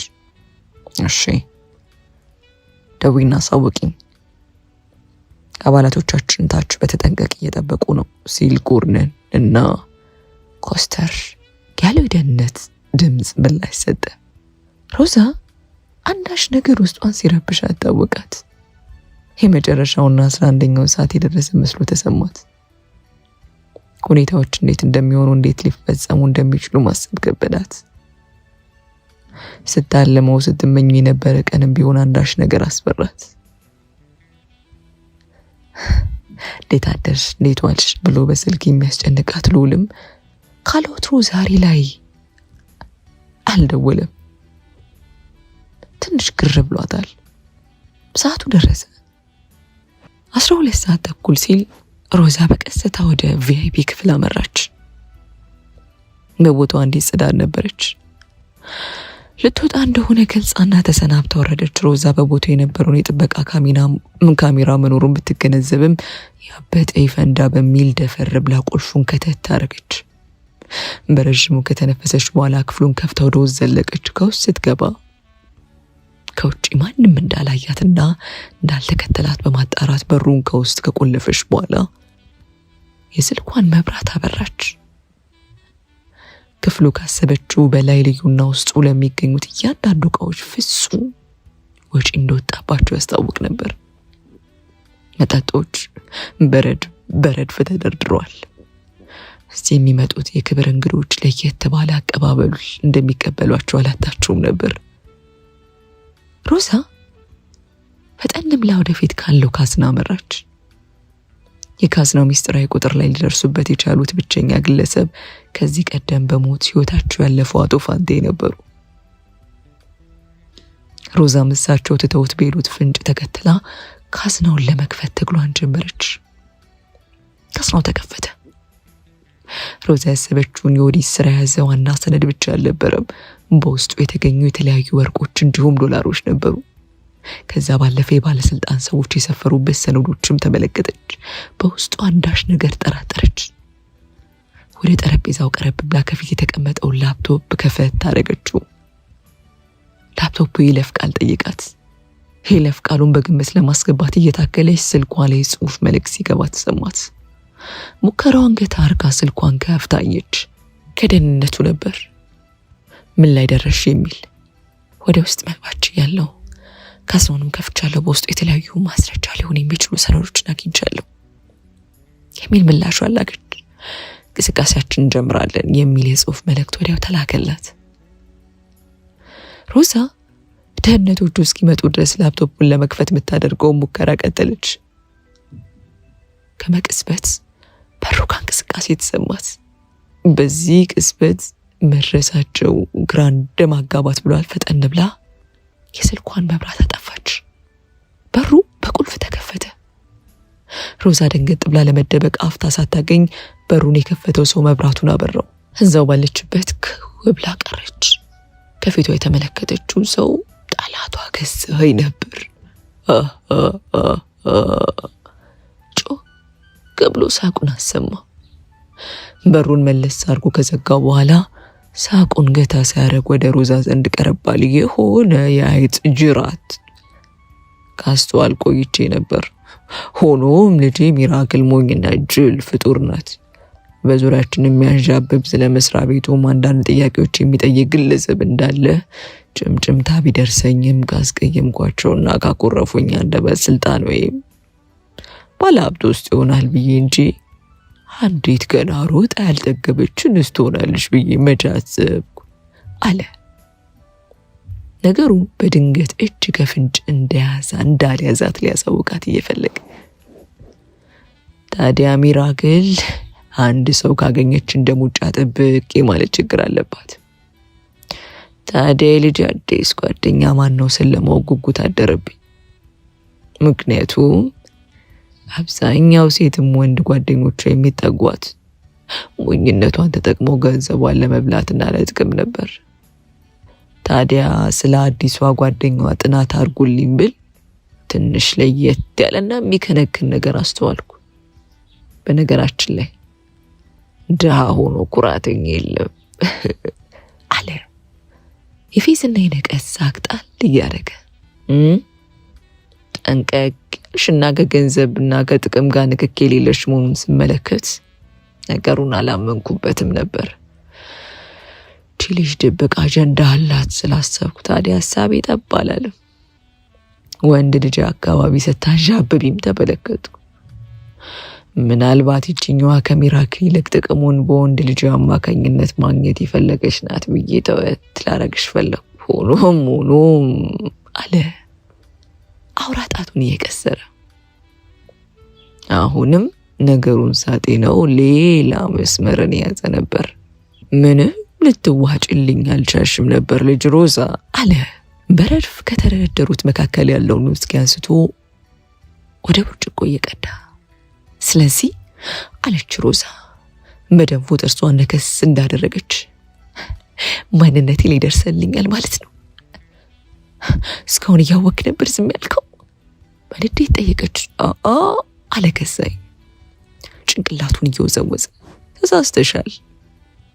ማንነትሽ ላይ ሳይሆን ደባሽ ላይ ነው የደረስኩት።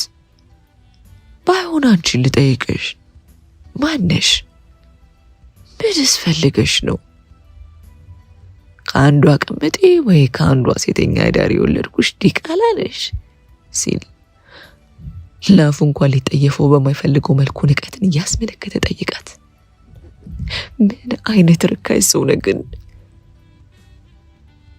ይብላኝ ተለተወለዱት፣ ይብላኝ ያንተን ደም ለተሸከሙት። እኔስ የተከበረ እናትና አባቴ ነበር ሰው ነበርኩ።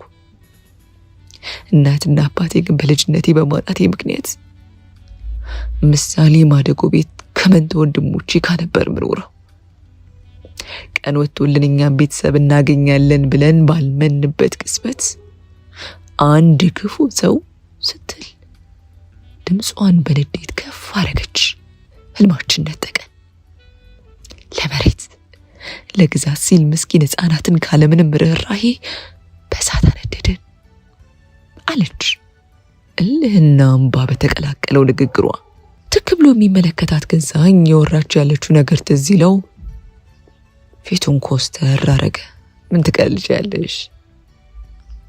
አንዳች የሚጣፈጥ ጥሩ ጨዋታ እንዳጫወተችው በሚመስል መልኩ ያፌዘ ጠይቃት።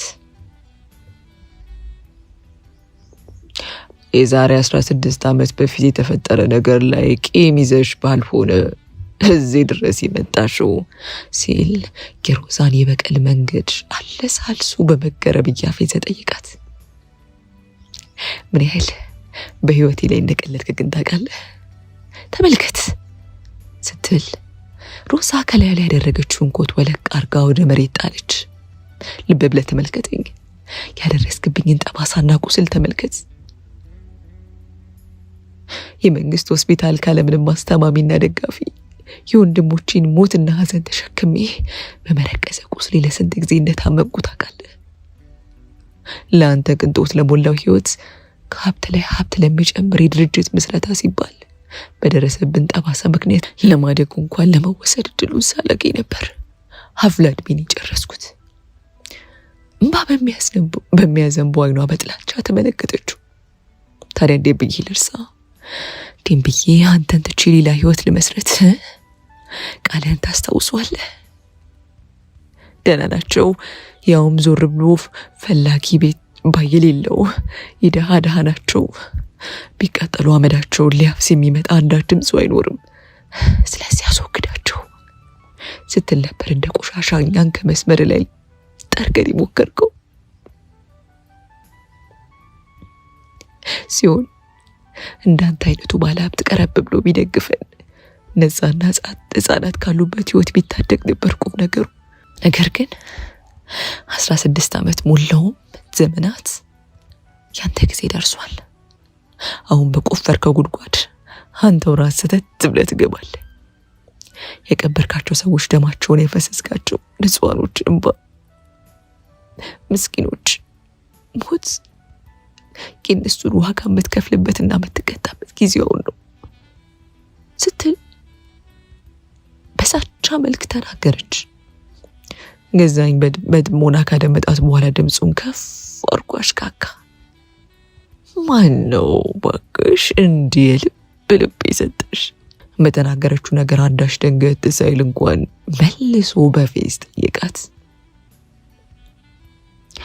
እንዳሰብኩትና ለረጅም ጊዜ እንዳለምኩት በቀል ያንተ እንጂ ልጆች ተኮር ባለመሆኑ ልታመሰግረኝ ይገባል አለች፣ ከግር እስከ ራሱ በንቀት እየተመለከተች።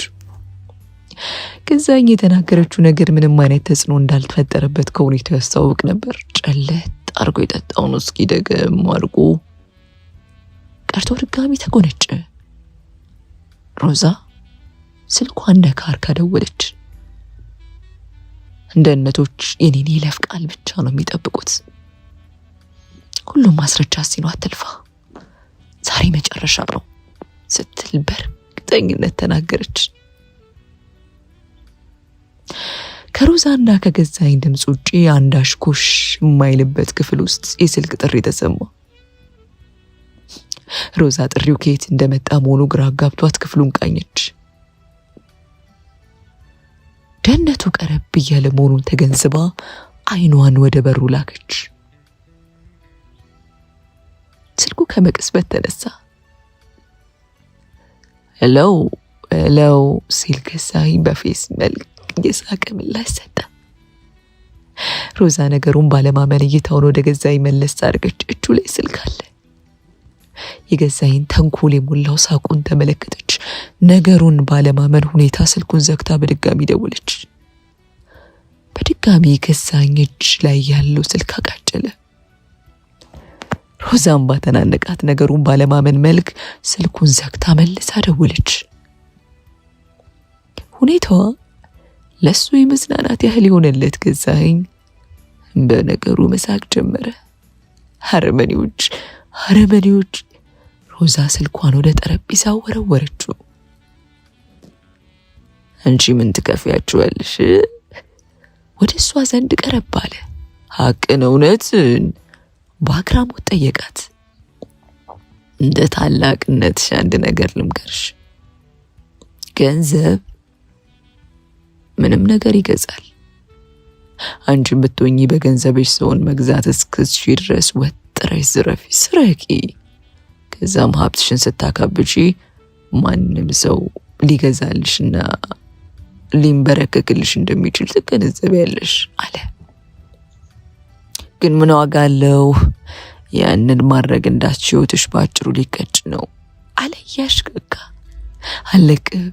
አለቅም አለች ሮዛ በል ጥርሷ እንደነከሰች ጠረጴዛውን እየደበደበች። ሲጀበር እኔ ስለቅሽ ነው። እኔ ለሰው ልጅ ሁለተኛ እድል በሚል ነገር አላምንም። አንድ ሰው ቀይ ምልክትን ከሰጠ ወዲያው በማስወገድ አምናለሁ ሲል ከጀርባ ያለውን ሽጉጥ መዘዝ አርጎ ወጣ። አታደርገውም አለች ሮዛ ከፊቷ የተደቀነባትን ሽጉጥ ስትመለከት። በሚገባ አድርገዋለሁ ሮዛ፣ ይህ ድርጅት እንዳልሽው በብዙ ሰዎች ደምና እንባ ላይ የተመሰረተ ነው። ስንት ወንጀል፣ ስንት ነገር ተፈጽሞበታል። ታዲያ ይሄ ሁሉ ልፋት በአንዲት ሴት ምክንያት ገደል የምከተው ይመስልሻል? ሲል ወደ እሷ ቀረብ እያለ ጠየቃት። ይገርምሻል፣ ስታናግሪያቸው የነበሩት ደህንነቶች የኔ የራሴ ሰዎች ናቸው። ሁሉም ቦታ ቁልፍ ሰዎች አሉ። ለዛ ነው ገንዘብ ማካበት ዋናው ሚስጥሩ ነው ያልኩሽ። በገንዘብ ዕቃን ብቻም ሳይሆን የሰውን ፍጡር የሰውን ልጅ መቀስቀስ ትችያለሽ፣ ማንቀሳቀስ። እንዳንቺ አይነቷ ፍትል እያለች የምትጮህ ባዶ ሴት ፍትህ ብቻውን ዋጋ እንደሌለው በእንደዚህ አይነቱ ቅጽበት ትረዳለሽ ማለት ነው ሲል የህይወት ዕጣ ፈንታዋ እንደጻፈው ሰው አሟሟቷንም ገለጸ። በነገራችን ላይ ሞኞሽ እድል ነበረሽ። የዛኔ ሌሎች ህፃናት ሲሞቱ አንቺ ግን መትረፍ ችለሽ ነበር። ሌሎቹ ህፃናት ፊታቸው ሳይቀር በሳት ሲጠበስ አንቺ እድለኛ ሆነሽ መሸፈን የምትችይው ቦታ ላይ ብቻ ነበር ጉዳቱ የደረሰብሽ። ሆኖም እንዳንቺ አይነቱ ሰው ምስጋና አያውቅም። ይልቅ በማያገባው ነገር ውስጥ እያለፈነፈ ሞቱን ማቅረብ ይወዳል። ስለዚህ ያዝናለሁ፣ የተጻፈልሽ ነው ሲል ምላጩን ለመሳብ ተዘጋጀ። ሮዛ ባላሰበችው መንገድ መሸነፏ ቢያንገበግባትም የህይወቷ ፍጻሜ አይኗ ስር መሆኑን ስትረዳ አንዳች የፍርሃት ስሜት ውስጥ ኖረራት። ለመኖር ጓጓች። ከሷም አልፎ ሆዷ ውስጥ የተሸከመችው ውሳኔን ያልሰጠችው ጽንስ እንዲተርፍ ፈጣሪዋን ተማጸነች።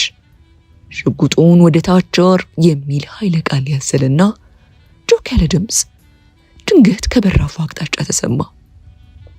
ሁለቱም ድንገት እይታቸውን ወደ በሩ አደረጉ። ገዛኸኝ ሽጉጡን በጠንቀቅ እንደያዘ ፊቱን ትዕዛዝ ወደ ተሰጠው ሰው ዞር አደረገ። ልዑል ነበር።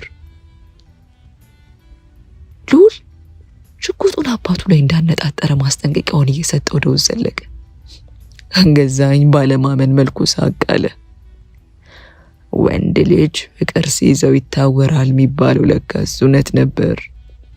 ለማንም የማይረታው ልጅ ዛሬ እኔ አባቱ ላይ በሴት ግፊት ሽጉጥ መሰሰ አለ። አትሳሳት አባዬ፣ ጭንቀን ሁሌ ስናፍቃት ነው የኖርኩት። ሆኖም መቀመቅ ላወርድ እንጂ በራሴ እጅ ላጠፋ አልነበረም አለ አባቱን በጥላቻ ዓይን እየተመለከተ። እኮ ለምን ቢባል ለዛች ርካሽ እናት ወይስ ለዚች ወፍ ዘራሽ አለ ገዛኸኝ ቀደም ብሎ ያላየውን የንዴት ባህሪ ያንጸባረቀ። ሮዛም ሆነች እማዬ ባንተ ቆሻሻ አፍ ሊጠሩ የሚችሉ ሰዎች አይደሉም። እናቴ ህይወቷን ያሳጠርክባት አንተ ነህ። ደግሞ እማዬ ራሷን አጠፋች የሚባለውን ነገር አላምንም አለ ሁሌም ቢሆን ሲከነክን የነበረውን ነገር እያነሳ።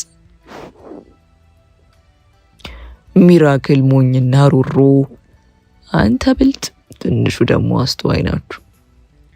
ያንን ባህሪያችሁን ሁሌም ቢሆን ለይቼ ያውቅ ነበር ሲል ልጁ የገመተው ነገር ልክ መሆኑን ለመግለጽ በሚመስል መልኩ ፈገግ አለ።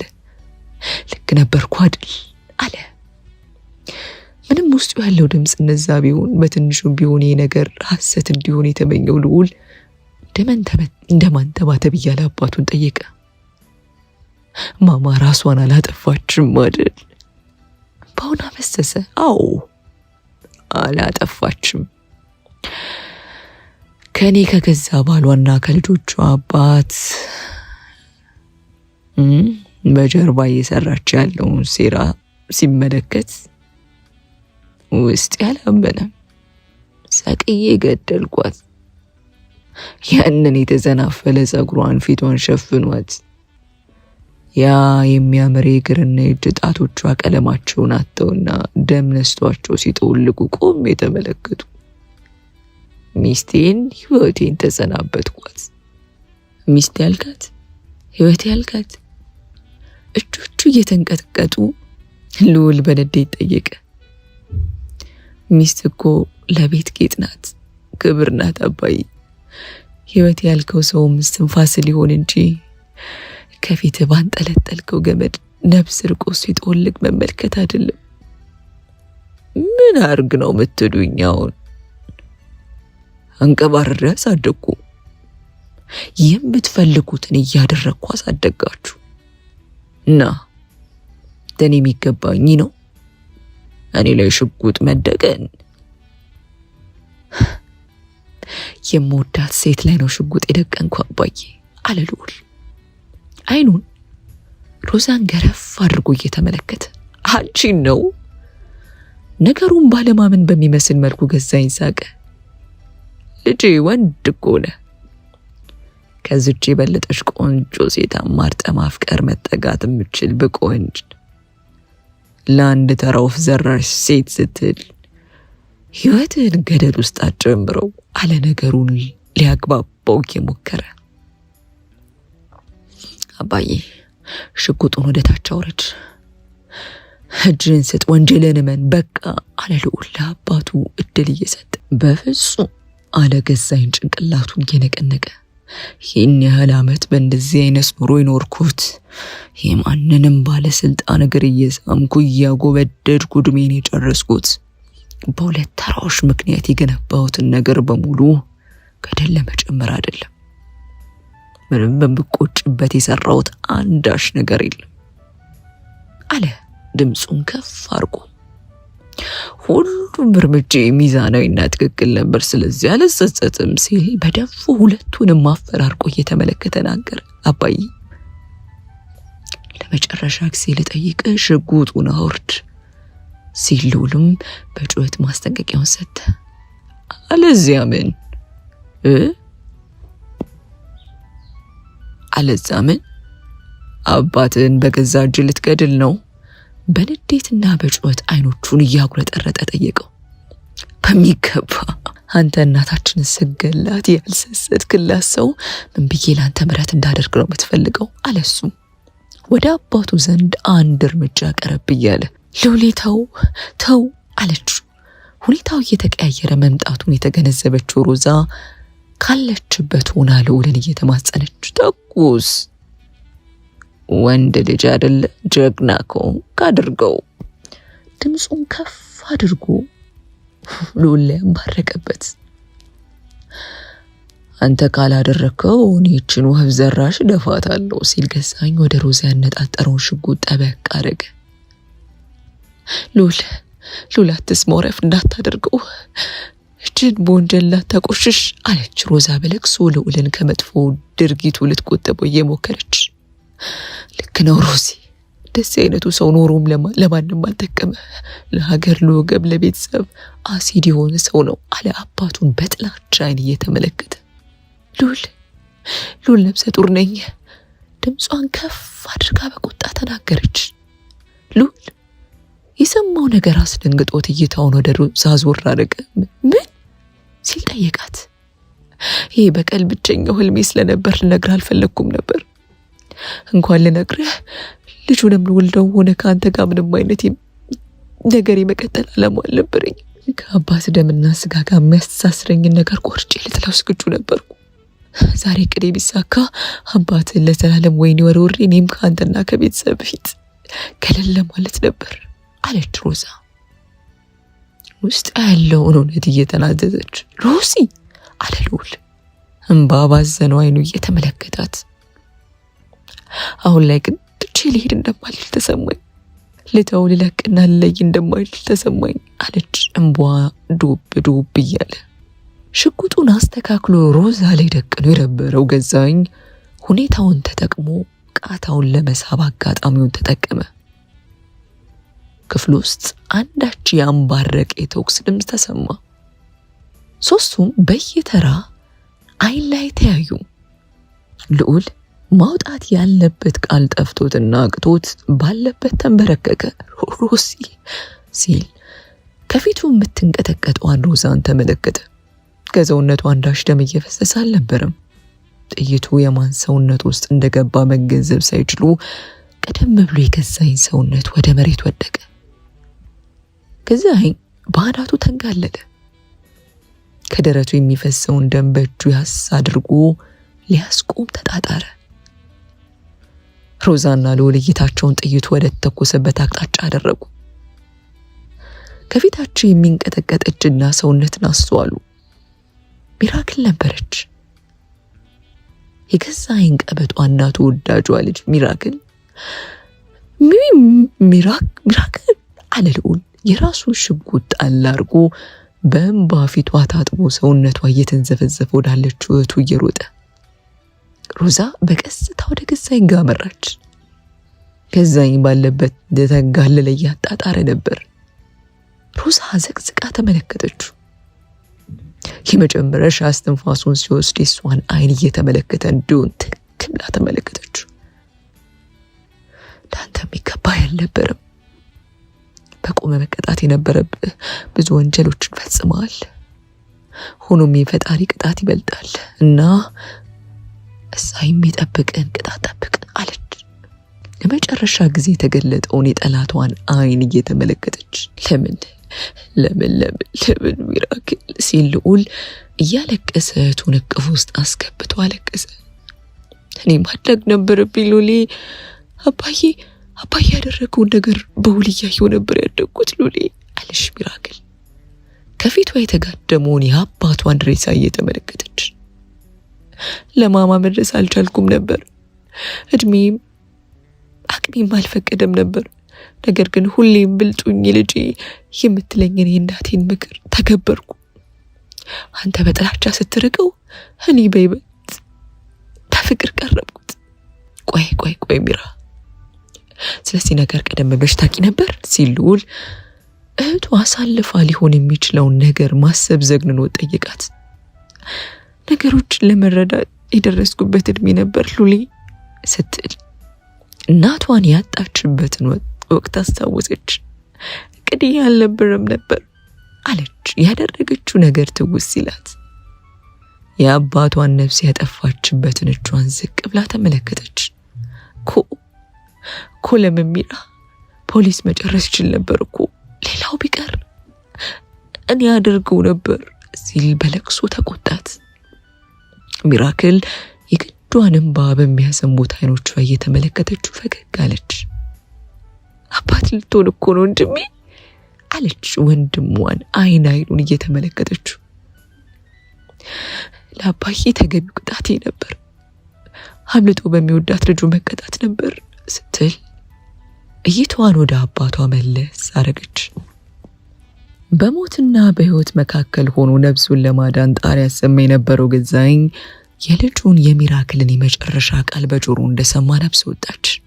ፖሊሶች ተሰባሰቡ። አስፈላጊው ማስረጃ ከቦታው ላይ በፎቶና በማስረጃ መልክ ተያዘ። የሚራክል እጅ ላይ ካቴና ጠለቀ። በቁም እያለ ያልከፈነውን ቅጣት ዛሬ ላይ ገዛ ልጁ ቅጣቱን ልትቀበል ወደ ወህኒ ተወረወረች። የሚራክል ፍርድ የሌላን ሰው ሕይወት ለማዳን ሲባል የተደረገ ወንጀል እንደመሆኑ መጠን በይግባኝ ፍርዱ እንዲቀንስ ተደረገ። ሮዛና ልዑልም አዲሱ ኑሯቸውን ሀብለው ጀመሩ። ልዑል አባቱ ፋብሪካ አድርጎ የሰራውን መሬትና የአባቱን ትልቅ ግዛት አፍርሶ ከአዲስ የህፃናት ማሳደጊያ ተቋም ድርጅት አድርጎ ከፈተ። ስር ዘዶ ዘመናት ተሻግሮ ስሩ መርቅዞ ተንኮልን የያዘው በቀል ሮዛ ካሰበችው መንገድ በተቃራኒ ሆኖ ዛሬ ላይ ፍሬያማ ሆኖ ተመለከተች።